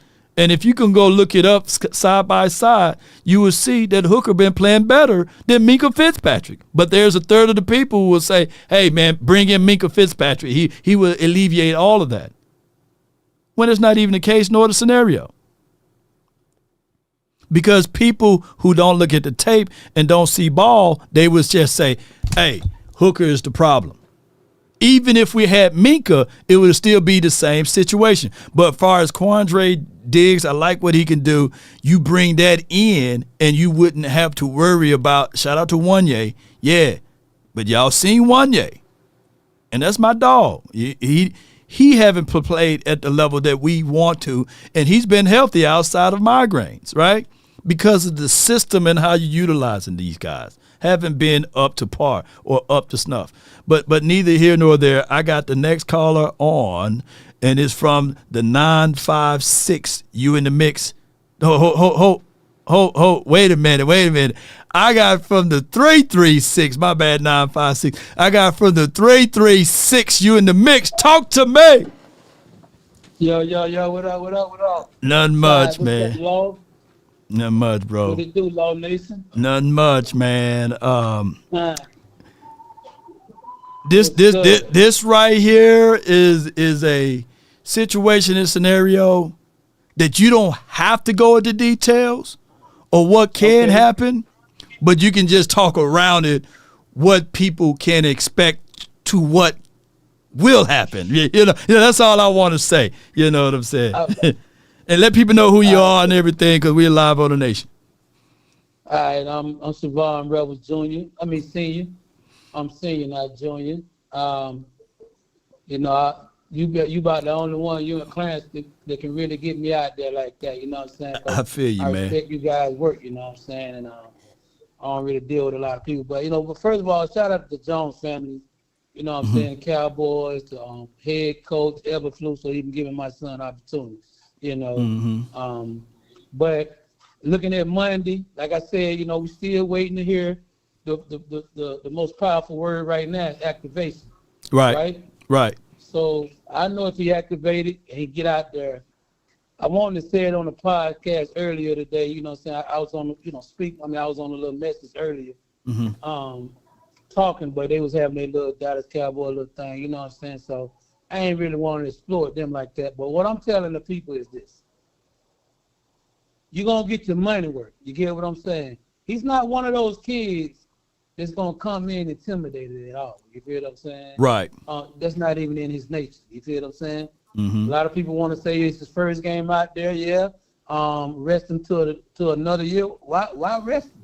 Right. If he ready, he ready. I mean, he been out since September last year. Everybody that had their ACL torn last year in September or October or November, everybody back. Right. You know what I'm saying? So it ain't the timing. It ain't time. He should have been back. You know what I'm saying, for the Redskins game, if you ask me. Okay. But what I'm expecting when he get on the field, I'm expecting the Cowboy fans and the Cowboy Nation to be way more excited about him than is advertised. You know what I'm saying? I know we got a lot of hearsays and a lot of doubters. Right. We didn't get here through the love. We got here through the hate. You know what I'm saying? And okay. One thing about my son, he's not gonna be intimidated. You put Brock Byers in front of him, guess what? Brock Byers got to work too. It ain't gonna be no gimmies now. Okay. We just seen Sauce go to the Colts and get shook down first damn game. He's a $100 million guy, right? Right. I'm just saying what to expect from Siobhan is a baller, man. Like I'm telling you, and I've been telling you since I met you, from the time he touched the field, you're gonna know he different. From the time he go hit the running back or the tight end, you're gonna know he different. You don't get projected to be. You don't get talked about by Nick Saban as the best cornerback in college football. That's the GOAT saying that. You get what I'm saying? Okay. And he's saying that off the same film you guys watched, which my son wanted. He was on the 75% when he got all this noise and turned down Texas, Alabama, LSU, Penn State, Auburn, Vanderbilt. I can keep going. Man, I ain't even got to say all that. Well, It's the reason why he got all that attention. And that was only on him playing 80% because he was still hurt. You know what I'm saying? But come Monday, bro, I guarantee you when he get out there, he going to take his woes. Right. But don't throw that shit over there 3-4 times. I know it's my fault about cussing. No, you good, man. It's free Don't free throw show. that over there. Do not try Brock Bowers 3 times like we just going to test this rookie. He's not no 20-year-old kid, 21-year-old kid. This is a 24-year-old who's been playing football his whole life. You feel what I'm saying? Right. But like I said, he turned down a lot of people, to stay loyal to his team, right? Right. Jerry Jones didn't make no mistake. Trust me. They gonna show why he was considered a first rounder. He gonna show that early, not late. It Yes, ain't indeed. gonna come game 15 when he gonna show you what he can do. Game 1, play 1, you gonna see. Hey, Senior, do you have a little time to do Q&A? Because a lot of people that's watching right now want to know a few things if it's within guidelines. Do you have enough time for a Q&A? Yeah. All I right. got time. I ain't doing nothing. Doing what I do. So what we gonna do is Junior, he wears 34. And yet, what's his name? What do he want to go by? Because I mean, he call him Rebel Junior, Savon Rebel Junior. Siobhan, Rebel. I know you were saying Vaughn. I was like, well, who's Vaughn? You know what I'm saying? Just say Rebel Junior. Rebel Junior. All right, so y'all start the questionings off with 3-4, and I'm gonna get my guy 585 to talk to you right quick on one liner of 585. Tariq, you're live with Senior right now. Tariq. Reek. All right, I guess he a little camera shot or phone shot. I got Queen from the 910. You on with Senior. Oh my goodness. I really didn't call to talk to Senior. I'm sorry. It's all good. I've been sitting up here waiting, and I can't wait to see his son. If his son is all of what he said, hey, I am ready for it. I am ready for it, and I'll be looking for that jersey. But can I please say what I need to say, La, before I hang up? Okay, go ahead. I don't know if you addressed this during the show because I was in physical therapy, but it's Dak Prescott is first in passing yards. Williams is first in rushing yards, and Pickens is first in receiving yards. Right. The Cowboys ain't had that trio since Troy Aikman, Emmitt Smith, and Michael Irvin. Right. So I don't know if you touched that or not. I just wanted to put that out there since people doubt so much. If we can get this defense together, baby, we can kick some ass. Come on with it. You hear that, Senior? Come on with it. But I got that got to do his thing. I respect what she said though. She's right about all that. No doubt. Queen, I definitely gonna ask you that. That's it. No doubt. Let me let me see what else we have here, man. We definitely gonna do this. Dre Maddox says, how's your son in zone coverage versus man-to-man? Senior.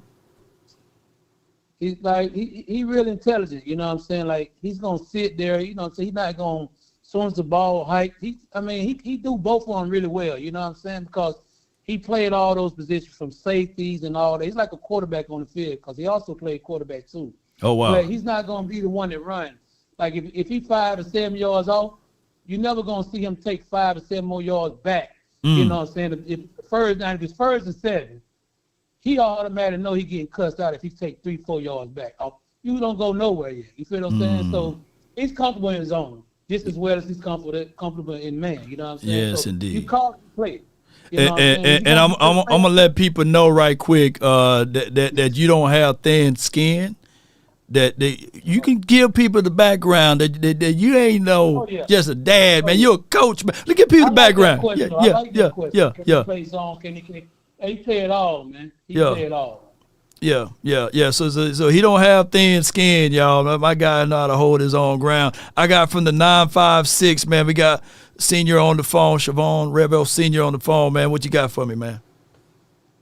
Man, what's going on, Law? Thanks for taking my call. Anytime, bro. I was actually gonna talk about the cornerback situation, and so it was different. I wasn't ready either for asking Mr. Rebel some questions, but my question and thoughts was more like, how is the unique acquisition going to help the cornerbacks? We saw Bland, my boy Bland, man, I love him. He was getting cooked all day the previous game. Is it going to give him less time for coverage, or with Rebel coming in, is Bland gonna move over to the slot? Like, what's your take on that? He asking it me. Yeah. Basically, he's saying Okay, that will Bland be kicked inside better inside the slot, and your son stay on the outside, and these sorts of things, basically. But go ahead. What I do know is they brought him in to be a boundary corner, same as Bland, right? Mm-hmm. So if he was to get out there, I would assume that they would move Bland in the inside, but he can play outside or inside. It don't matter where you put Siobhan at, but he's more, strong on the outside. You know what I'm saying? So he's gonna be way more aggressive. Which I like how Bland come up too. I like Bland aggressive, some aggressiveness. But Rebel, you know what I'm saying? He just see the field a little different. You know what I'm saying? So, but when he come up to make a play on you from the boundary side, you gonna know he there. It ain't gonna be, oh, he missed the tackle and then somebody came to help. Yeah. He there. You know what I'm saying? So if they move Bland in, it'll be cool. But my goal, man, what I really want to see, man, I really want to see Diggs, Bland, and Rebel out there at the same time, no matter what. Because you can move Rebel all around. You know what I'm saying? He's that versatile. You know what I'm saying? So guarding smaller guys and guarding bigger guys, you know what I'm saying? He's more acceptable than guarding bigger guys like Brown. You know what I'm saying? He's not gonna back down from a Brown, but a Deontay, Jack, what's the name from Philly, the little fast guy. From Philly. You got to do a lot of wiggle room to really beat. You're not gonna beat him deep. You're not gonna do the little Smith glint out. You know what I'm saying? You ain't gonna get that on him. You know what I'm saying? I ain't saying you might not get it every now and then, but this don't try it twice. I want one more, another question. You brought up Diggs. We know that there was like some controversy there in the off season with Diggs' workout and whatnot. How has the communication between the Cowboys medical staff been and your family, your son, regarding his recovery, like the process and all that? I say I went, you know what I'm saying? I was out in Oxnard with the trainers, and you know what I'm saying? I was out there for 3 weeks, you know what I'm saying? I talked to Diggs a whole lot, you know what I'm saying? I just think that Diggs probably wanted to get back on the field more than anybody else. You know, they tried to put it on the Cowboys, but I think Diggs wanted to get out there, you know what I'm saying, faster than he maybe should have had. You get what I'm saying? So it was a big knock on the trainers and stuff like that. And there was a lot of people coming at us trying to get him to go train somewhere else, but no, we was going to respect the Cowboys' work. You know what I'm saying? Is me and Britt on the best of terms? I mean, I'm a daddy, man. You know what I'm saying? Just do the right thing by the kids. But as far as Trayvon, in the summer camp, you know what I'm saying? He was a little worried a little bit, but because he believed he can get out there. So now, you know what I'm saying, I think he's really ready to come back, Kansas City game. And I think with the addition of Diggs, it gives Siobhan more confidence because he was told don't get too close to him, you know what I'm saying? But you know how people talk to media guys and people say this. No, you make your own judgment, right? And I just believe in Diggs probably more than a lot of people. And I think he can help my son out confidence-wise and experience-wise. I think he really need to be there. I think you see a better Siobhan with Diggs out there than not. Because he'll be able to bounce that. Yeah. You'd say like the communication relationship between your son and Diggs has been pretty good. Like he's been hands-on trying to help him out. Yeah, they wanted, some people wanted to switch it up, didn't want it to be like that, but man, a brother, you know what I'm saying? Like respect, you feel what I'm saying? Like you can't really hear somebody else telling you, hey, don't be his friend, don't be his homie, that ain't work like that, man. You know what I'm saying? Use the better judgment. As far as my son, he said Diggs pretty good, you know what I'm saying? And pretty cool people, so let's go with it like that. We need all of them, bro. Like I said, give us them three right there. It's a problem. Please don't problem. trade Diggs next week. Please don't get rid of Diggs, bro. Please don't get rid of Diggs. Y'all hear it, man. Appreciate you, Sway. Hey man, thank you guys for taking my call, man. We got those 3 cornerbacks. It's gonna be some problems. Hopefully we can fix that situation with Diggs, bro. No doubt, man. Yes, indeed, boy. You boy dropping gems, man. I think we got enough room for one more caller, man. And I know you got a busy schedule ahead of you. But I got from the 832, man. He's my brother, man. He played D1 ball. He got a content channel as well, Senior. And his name is Boss Cowboy Sports Show Me. This is Senior on the phone. Boss, you're live with my guy. How you doing, sir? How you doing, bro? Good. We excited. Yeah, man. I am too. I'm super excited, but until you get out there, I just gotta see him out there. Yeah.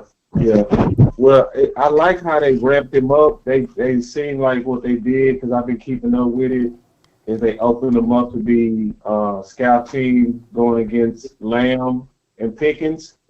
Yeah. That got to be moving them along fast. Yes, sir. Yeah, and I seen some videos. I can't share everything, but I seen the videos with him out there, and somebody mentioned something about Brock Byers or this. There's nobody you gonna throw in his face that he's gonna be intimidated by. Nobody. Is nobody what? Nobody you gonna throw in his face that he's gonna be intimidated by. He called the right play. His biggest concern is making sure the coach calling the right, calling the right things. And I ain't knocking Eberflus. Sometimes you got to go with the personnel. And I told my son was this. Eberflus came late after they got Elam, and after that, Eberflus came late. Eberflus was big on him. That's why he was here. You know what I'm saying? Because he can play that kind of system. It ain't all just Eberflus. And like Law breaks it down a lot of times. It's personnel too. You can't keep whining about what the coach calling. You go out there and play. Yeah. And I always taught my son how to make 2 plays, bro. You know what I'm saying? When you're on the field, man, you think this is like the clock says. If it's 3 seconds, you think 3 times. You know what I'm saying? Go out there and make a play. I don't care if the coach called motherfucking prevent. Right. You go out and make a damn play. That's what I taught him. You know what I'm saying? No doubt. Boss, would you hold tight right quick? Senior, I got another person that really want to dive in and ask you some pertinent information, well, some questionings about your son and about what to expect and beyond.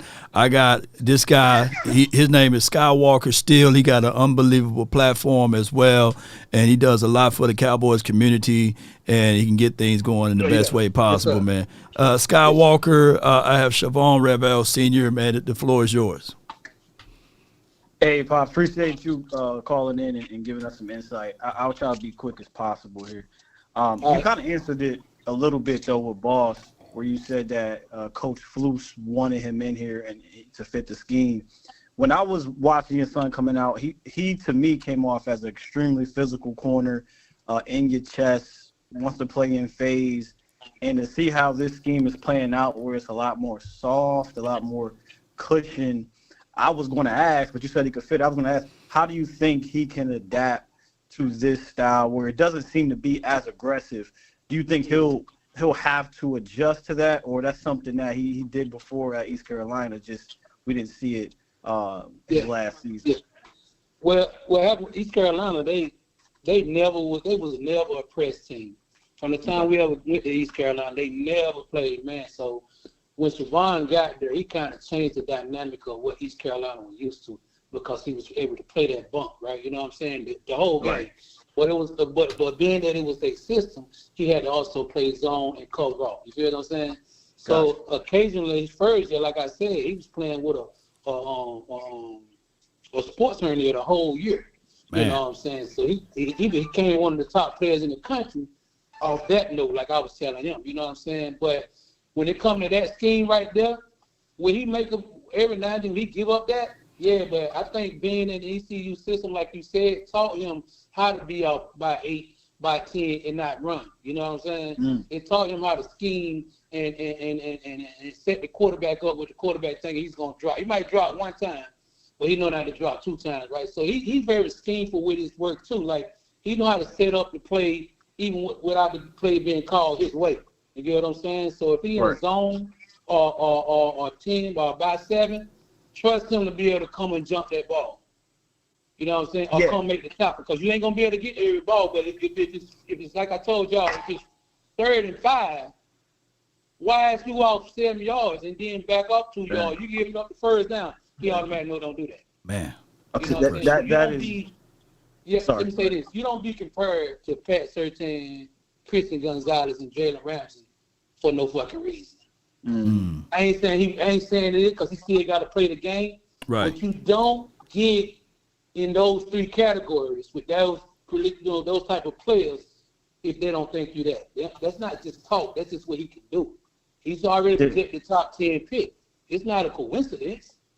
You know, he just took it to his ACL and everything else went down the hill. But, you know, he's a Cowboy now, so, you know.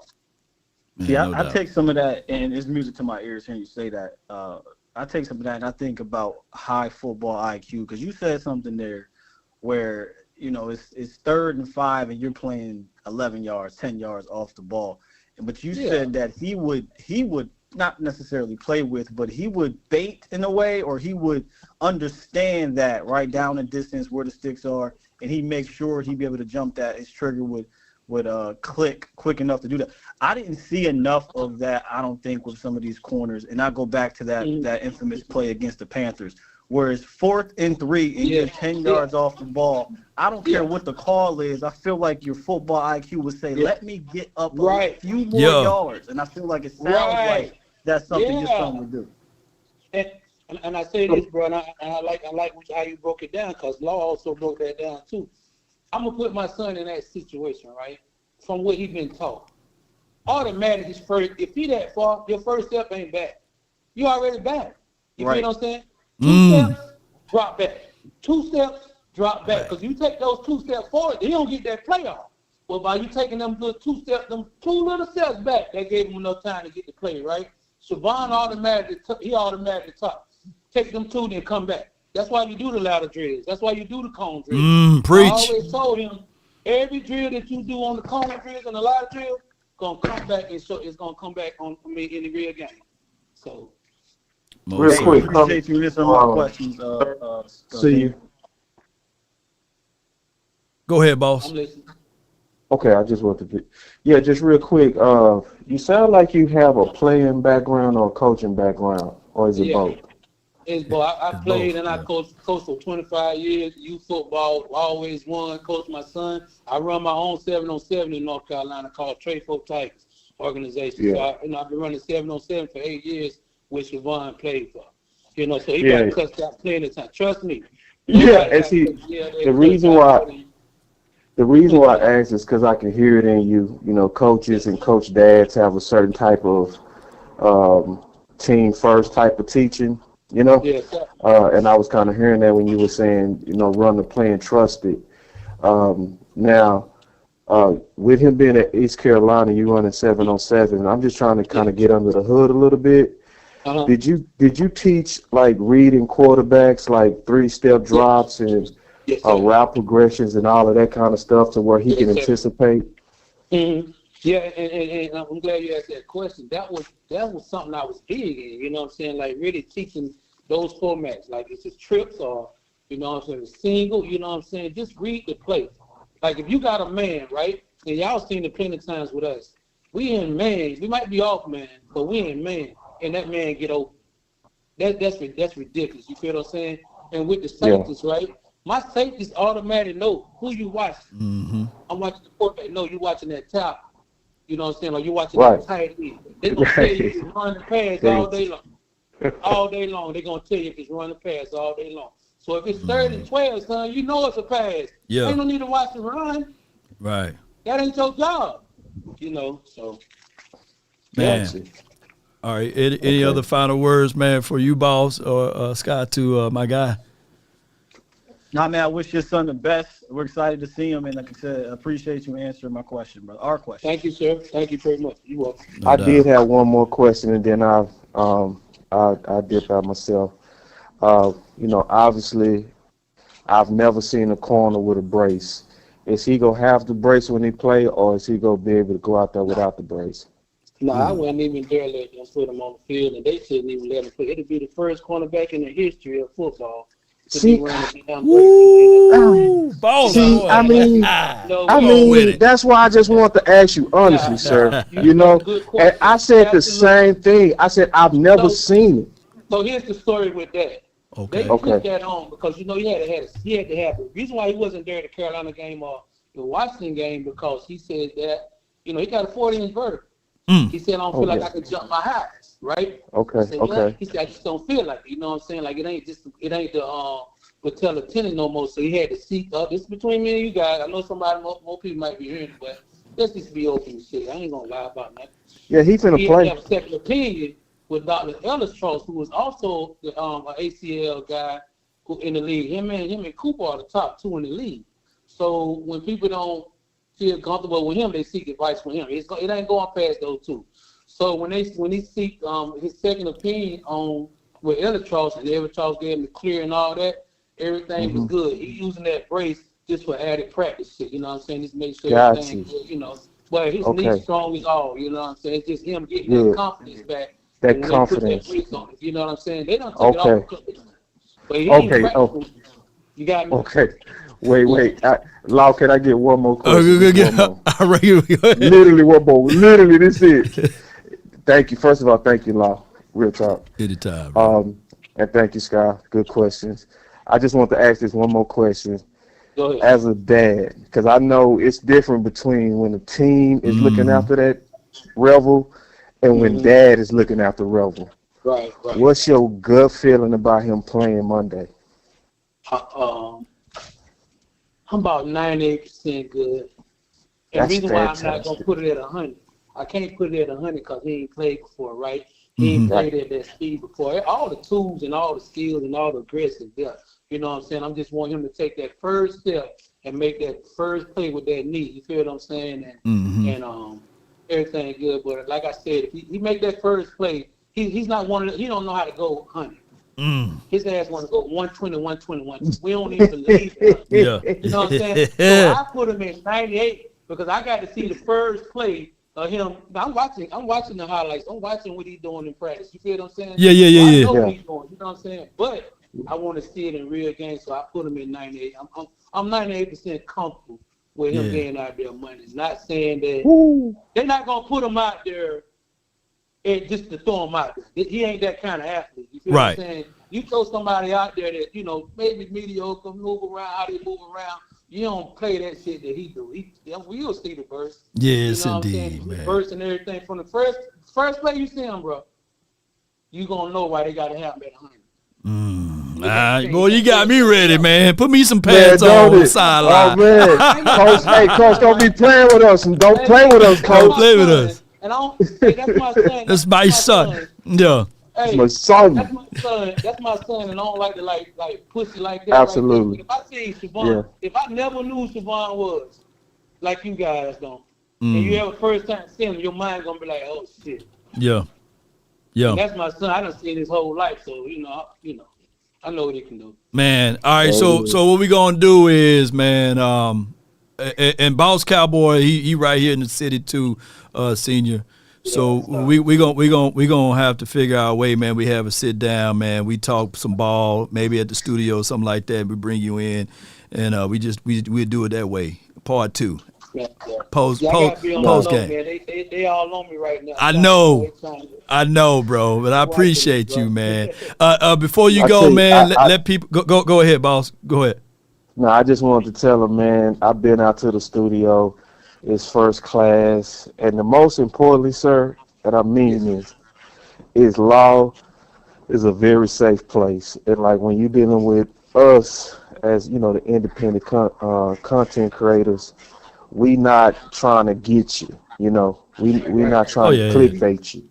So I just wanted to say that it'd be an honor if we could sit down and talk some ball with you, because all of us played too. It'll be wonderful. Yeah.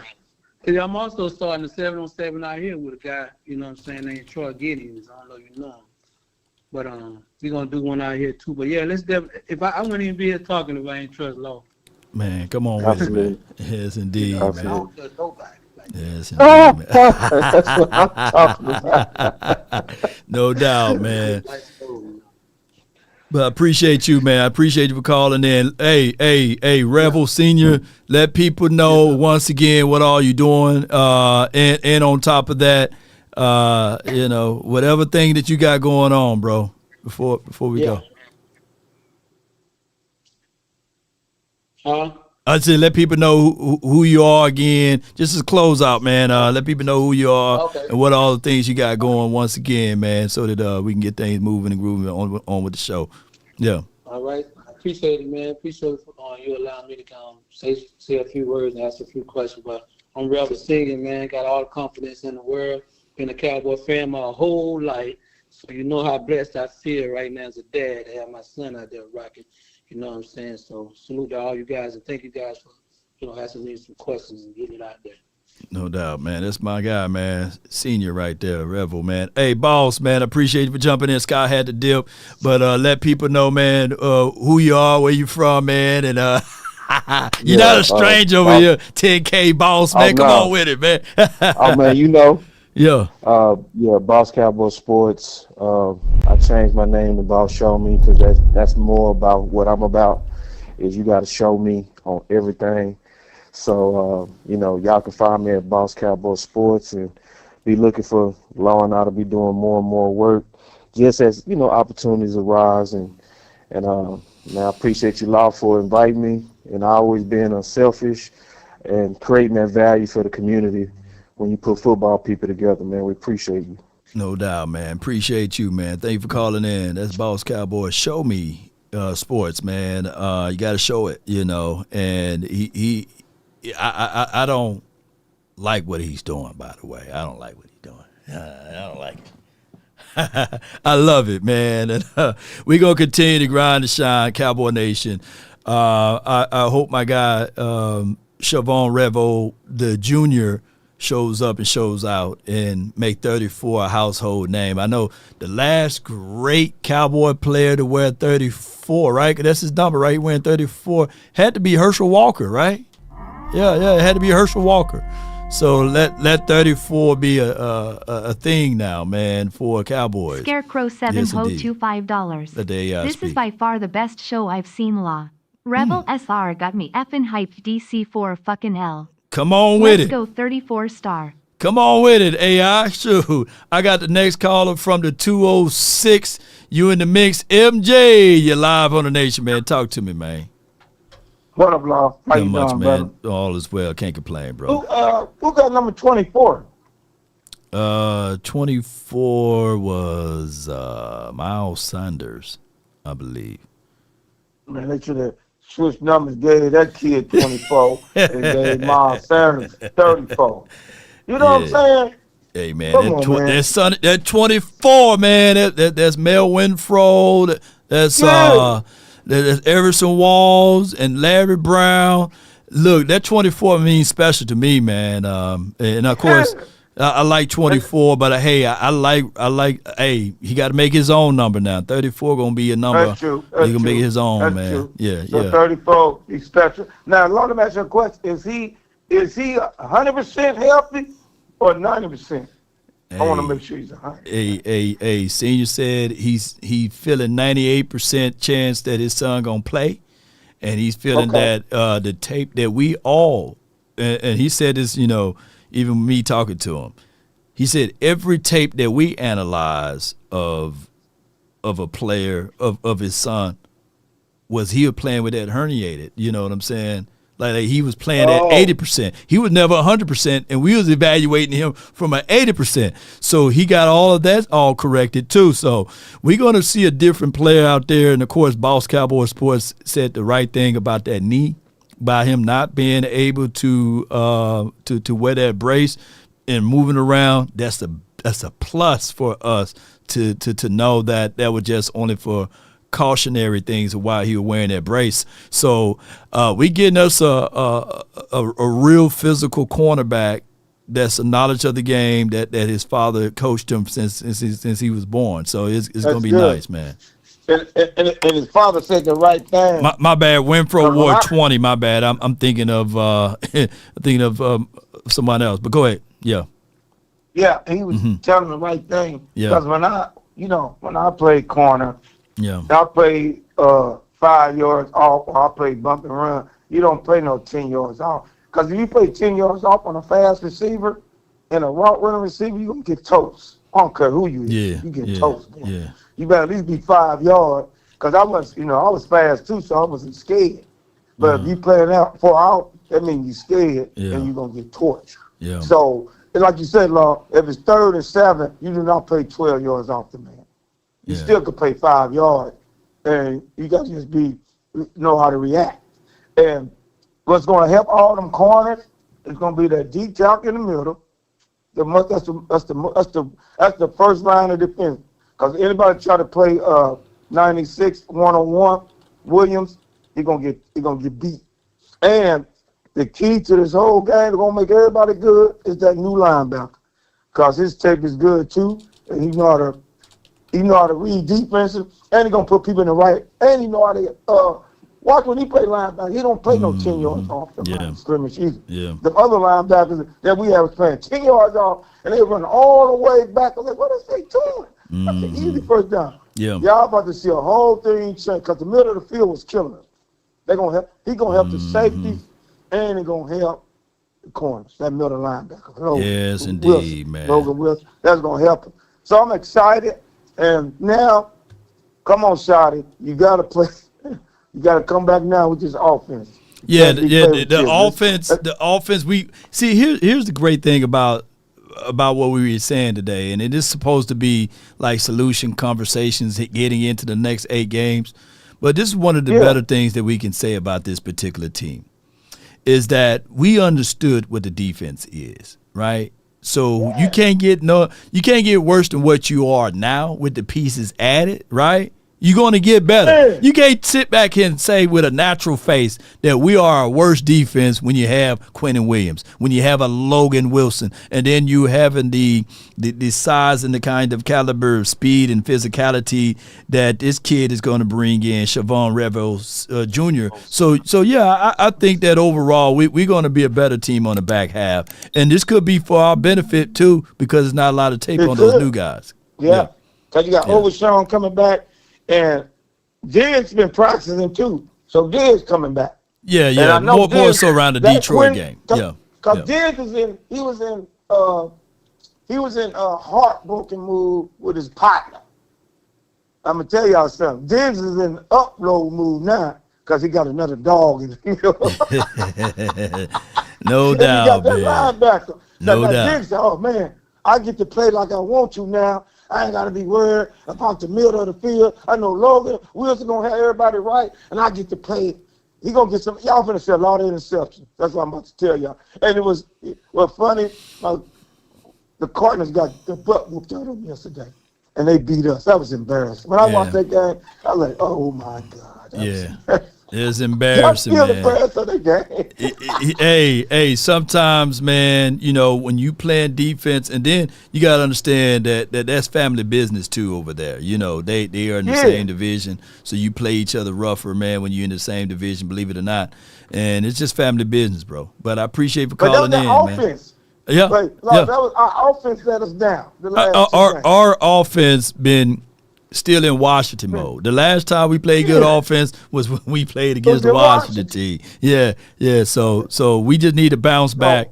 I don't foresee this team going into 3 weeks of having 4 weeks now because we had the bye week of us playing very, very subpar offense. Now here's the other side of it. We were told that Schottenheimer been spending time in the defensive locker rooms, right? Mm-hmm. So hopefully now that's going to be all removed because now he just need to focus in on offense. On his offense. On his offense. He need to get that offense scoring now like it's supposed to. And our number 1 receiver is number 3. We got to stop playing around. Sorry, I love 88, but number 3 is the most dangerous on the team. That's kind about it. If Dak Prescott, if you hear this, if you see number 3 over there, by himself, bro, please go over there. No doubt, Don't try man. to force a seat in there. Appreciate Salute you calling to the in. Law Nation show, Yeah. and salute to the Rebel family. No and doubt, Boss man. Cowboy and Steel. Salute. Shalom. Appreciate you, Shalom. You know, that's my guy, MJ. He was the last caller, absolutely last caller. Appreciate everybody, man, for tuning in. Hey, we built the plane while we was in the air. I really thank all of you guys so much for your love and adulations. Cowboy Nation, I know today's show was just everywhere, right? We were talking about this, talking about that. But overall, Cowboys, I think we got some good points today. If you gain any substance of value today, put LAW in the chat, man. If you got any value from this show today, just put law in the chat. All I can say is I get the notion that we got 8 games. We done dug ourselves into this whole 3-5-1. We well rested. We got those 3 games in 12 days. We finna get to that thick part of the schedule. I'm telling you, for the month of November around this time, I'm working extremely overtime because after a win or a loss, we got to get ready for the next game. We finna have literally 3 games in 12 days, right? So can you imagine being the kind of caliber of player like a Quentin Williams, right, who had an extra time off or what have you, and now he got to get into game mode. Just like that, in 3 games, the whole dynamics of this team, for those who's in the shadows of being down and out about this team, can be up, or for those in the shadows of the realms of saying that, hey, this team is not going to do X, Y, and Z. And if we don't do those things, then I could start talking draft, you know what I'm saying? But until we mathematically out of that equation, I'm going to always talk life into this team. And I'm gonna say this too. I wanted to hit my guy Big Game James up. I think that he's doing a great job, man. He got new setup, new cameras, new everything. And I wanted to be able to let y'all know that I really appreciate my guy Big Game James. We had a chance to do the show last week together on a Wednesday. I think that was very, very, very nice for us to be able to get our mindsets together on a few things. I really appreciate Big Game James and his thoughts and his conversational pool. Hey, I was trying to find that video of Big Game James talking about Chauvin Revel, and I can't find it, but shout out to him. I'm going to figure out a way to get him more involved too with all what we're doing. But we've been so stretched out thin that it's been difficult, ladies and gentlemen. It's been one hectic schedule of trying to get all of us together. But Cowboy Nation, before we go any further into all of this, I just want to let y'all know that continue to support each other, whether or not we on the mindset of this team is going to make it to the postseason or whether or not we on the mindset that the team is not going to do anything. But one thing I can tell you, in the last 10 to 15 years, the movement that we've been doing as of lately, as it relates to this trade acquisition, even the way trading off for Michael Parsons, we don't normally move this way, which is a good thing. Yes, Revel, yes, I think that Revel will be that guy. Yeah. Big Game James has taken it to another level. Yes, he did. Him, and shout out to my guy, Producer G, and all of them boys too. Cowboy Nation, as we depart, if I offended anyone in this stream, charge it to my beard, not my heart. Cowboy Nation. If I left out your super chat, let me know, and I'm going to try to go back to read it. It is for what it is. You guys can feel the way you feel. But there's 2 things that can happen. 3 things, absolutely. It's just like trading stocks. If you're a day trader, by the way, if you trade and if you're into those things. There's only 2 strategies. Either you can go long or short. And there's only 3 moves. Buy or sell or stay put. Now, I'm not the type of person that look at my portfolio and see that I'm down a few points, that it's time for me to sell off. I'm going long, baby, and I'm aggressively long with mines. And that's how you make your money for your money, if you get what I'm saying. Your money's supposed to be making money for you. So even with this season, I look at it just like the stock exchange. Buy or sell or stay put.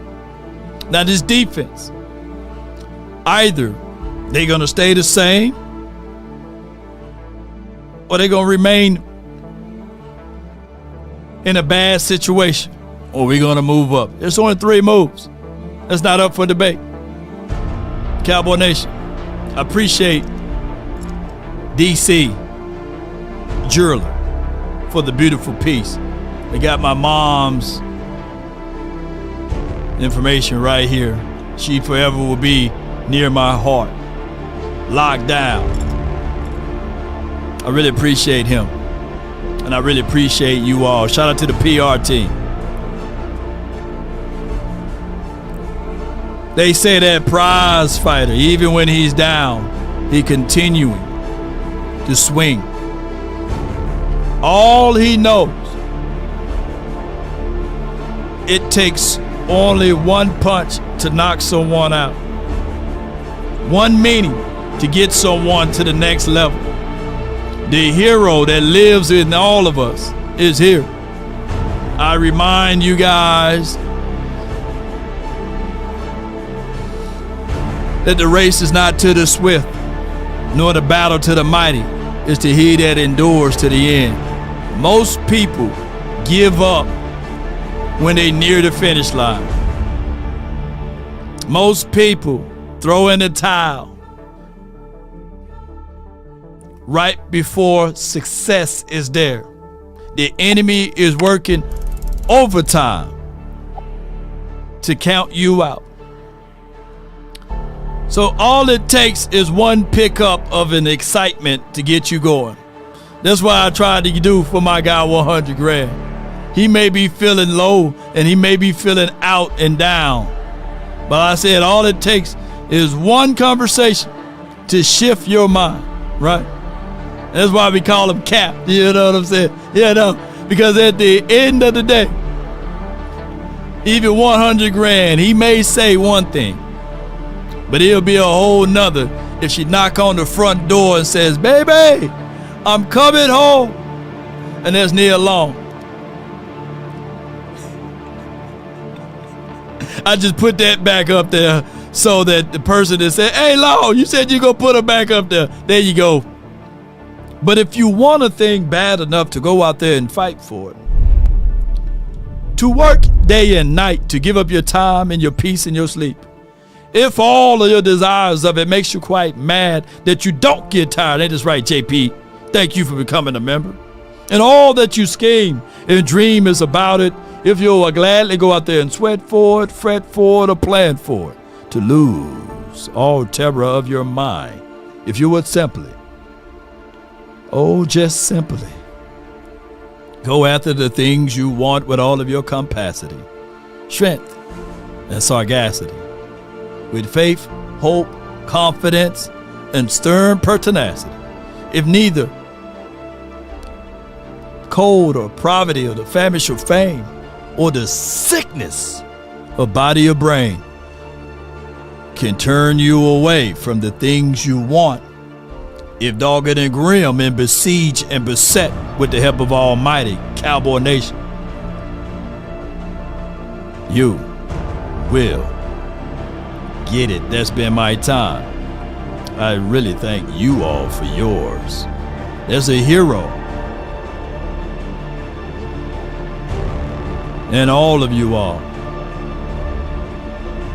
Let's listen. my coffee cup, I was just sitting here reading it, and I'll turn it around where you can see it. It said, beneath this grumpy exterior beats the heart of a dashing hero. Oh, wow. My daughter gave me that. Who's going to be a dashing hero with our foundation? Because literally what happens is you don't think like it's a little bit, if you're a redneck and you're going, man, my opinion don't matter. I've heard so many people say, my vote don't matter. Right. And I don't care if you're Democrat, Republican. I'm not going to get into politics. But I tell you what does matter is your prayers. Right. Because that's really what this country needs. We need to come back together as a country and believe and pray and help everybody. And that's what Miracle Farms Foundation is our goal is to help this year feed 1 million meals. Right. Across the United States, inside the four walls of the U.S. Let's go. And help teach financial literacy. We've got corporations that are going to come alongside of us, partner with us in local cities, and then give houses away. You got to understand, without vision, the Bible says you'll perish. You're right. Yeah. So I first had to have a vision of the charity. Then I'm going, what am I going to do? How am I at my age going to get out there? I'm 30 with a little bit behind it. We're going to talk about anything else. We ain't going to talk about that. But to literally, and then all of a sudden, God starts putting people around me. A young lady named Mercy. Then he gives a guy named Alistair Hunt. Then I meet you. Right. And then as these things begin to happen, doors begin to open up. Yeah. And then God said, if you, he basically told us is he says, I gave you permission to go. You just got to get up and go. Just got to get up and go. And then it touches on the hearts and minds of people. Everyone wants to do something that can make an impact. And why not be a part of those type of things, of feeding someone who's hungry and also providing shelter to those who are in need. And now they can look back, because a lot of times when I do my podcast and I talk about just football in general, but when I apply the storyline, someone say, hey, I was going through something similar. Now it's something tangible that I can touch. Law Nation is speaking about the same thing that I went through. Someone else lost their mom. Someone else lost their father. Now someone else lost X, Y, and Z things, but they are seeing. Just because my world stopped doesn't mean that the whole entire world stops. Now they're saying that you got to continue to move. You got to continue to push forward and do things. Can I borrow one of those phones a second? So, I'll say this, during COVID, everybody had a Rolodex in this phone. Right. But you know what happened is most people only went to the one or two people they talked to most of the time. Wow. I can tell you during COVID, we've seen mental issues. We've seen spiritual issues. We've seen people disconnect. We've seen people, I can personally tell you, there was a point in my life during COVID that I heard something say, won't you pull that gun out and just take your own life? And I said, I rolled the window down and I said, get out. Get out. But it wasn't just a couple hours later, somebody that I normally don't talk to picked the phone up and they happened to pray for me. So when you talk about looking at who makes a difference, us as humans across the United States, we make a difference. It may be just by picking up the phone and calling somebody, say, hey, you know what? I like you. As a matter of fact, I don't dislike you. I love you. I wanted to call you and tell you that I love you, and I felt like I was just supposed to call you and cheer you up or pray for you. You changed my world when you told me the most two important days in your life is when you're born and when you find your why. Right. Miracle Farms Foundation is my why. What if I get, what if, my friend Mercy says, don't say you ain't going to have to say what if, when it's going to happen. When it's going to happen, there'll be a day that we're giving a house a day away, and I can't wait to give my first one away to a single mom who served our country that's got a little girl or a little boy that just needs a hand up. Right. Ooh. Here's the keys. It's just a house. It's just a little bit of money. Here's a house. Because all of it, none of it belongs to us. Right. And we're learning that through connections with help, you may not can do what we do, but you can give that can change the difference. Let's collide our worlds together. That's correct. Thou shalt decree a thing and it shall be established. That's right. So we speak things into existence. And then on top of that, we're not just speaking, we are operating and working with those things. Faith without works is what? It's dead. So we making sure that we will put this website out, we will provide the information, and then we will replay it. So when Law Nation is live, when I'm live on the network, we make sure to, hey, let people know Miracle Farms is out there. Why? There's someone that's starving. There's someone that needs shelter. There's someone that needs to have someone to talk to as well. Because at the end of the day, we all go through trials and tribulations. But in the words of the good book, it said, this too shall pass. That's right. So whether or not you are in that shadowy place, I like to say this, yea, do I walk through the valley of the shadow of death? It don't say, yea, do I stay there. No. It says, yea, do I walk through. So we continue to push through. And on top of that, by us providing information and details, someone else can help someone else. And this is what brings it all about. You know, the whole Law Nation sports and the whole thing that you are doing with Miracle Farms. Yes, indeed. Let's go. Let's get it, Cowboy Nation and everyone that's listening. That's been my time. I really thank you all for yours. And remember, you have to be your biggest fan. And you're listening really tough to and nothing rough but and nothing's the best. working, but there's something inside of you that says, I just have to follow that. Because you don't know who you're going to meet, who you're going to meet, who you're going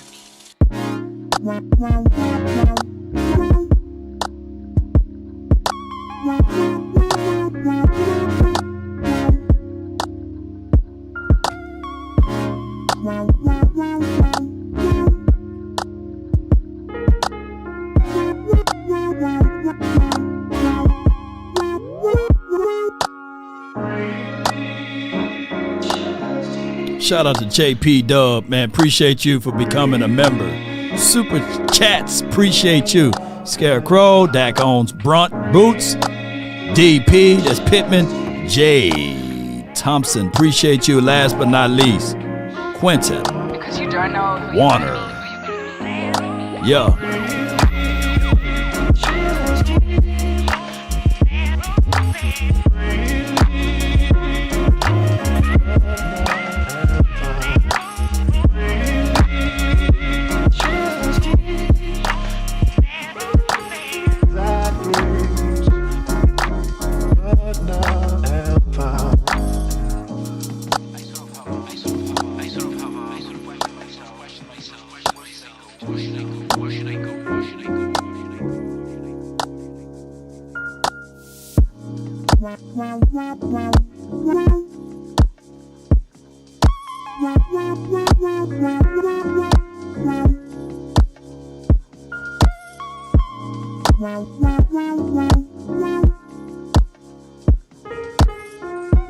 How people look at it, always got to be second.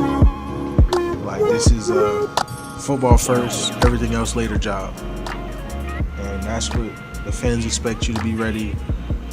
Your coaches expect you to be ready. Even your teammates expect you to be ready. But in reality, to say that we're emotionless and we don't have feelings and, you know, you got to put things to the side all the time, just not realistic. So, you know, I have to find a way to embrace my emotions, embrace everything that I'm feeling for his family, my former teammates. You know, I got former teammates that are devastated. They can't comprehend it. You know, losing a teammate is like a brother. This is someone, like, people don't realize how much we're actually together. You know, like, time spent. You know, so that's the challenge. Is like we're putting away a brother. Like, regardless, like, this NFL is a brotherhood. So it doesn't matter who it is. Like, if you're breaking sweat, breaking blood with someone, whether it's on the opposite team or on the same team, it's a brotherhood. Like, so you know, that like, trying to put that to the side is challenging. But like I said, we got to find a way, because there's an expectation comes Monday night. That's Michael Parsons on the loss of 94. Put 9-4 in the chat. Put 9-4 in the chat. Until next time,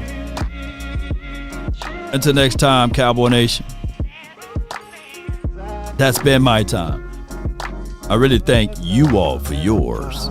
And remember, you're listening to nothing but the best.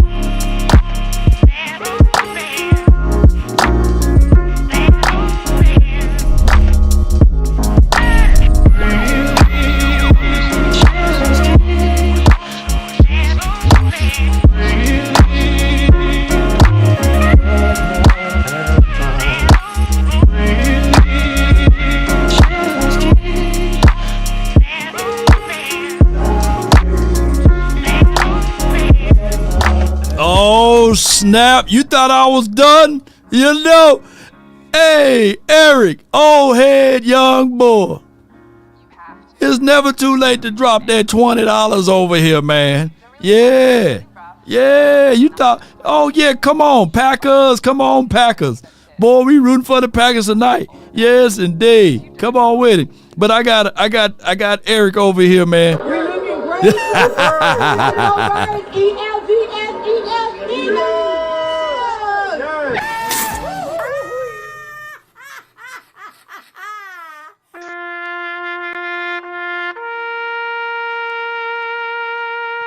Boy, I'm feasting on some bird tonight. We're looking great. We're looking great. We're looking great. We're looking great. We're looking great. Let's go birds.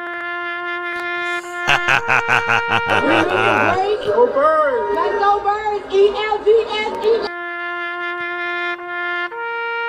Eric! Eric! We're looking great. Let's go birds.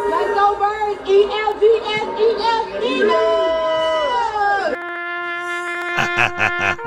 Boy, if the Eagles lose, if the Eagles lose tonight, I'm gonna do this about a whole hour, just me going back and forth. We're looking great. Let's go birds.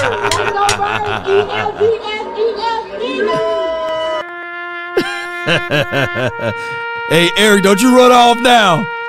If you don't put that $20 in, it's going to be $50 the next show. It's going to be $50. You better put that $20 in there. Let's go birds.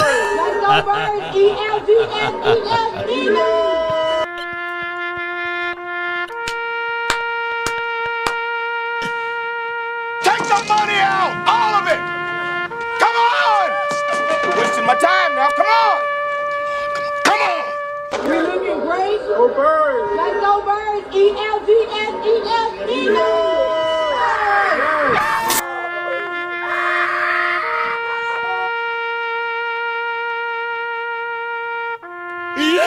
Are you shitting me? Are you shitting me? That damn Eric boy. All right, we gonna get on up out of here, man. Hey, you messed up, Eric. That bag is now 50. So the next time I see you, I need 50. That's what we gonna need, Eric. DC for life now for sure. That's been my time. I really thank you all for yours. And remember, you're listening to nothing but the best. Let's get it.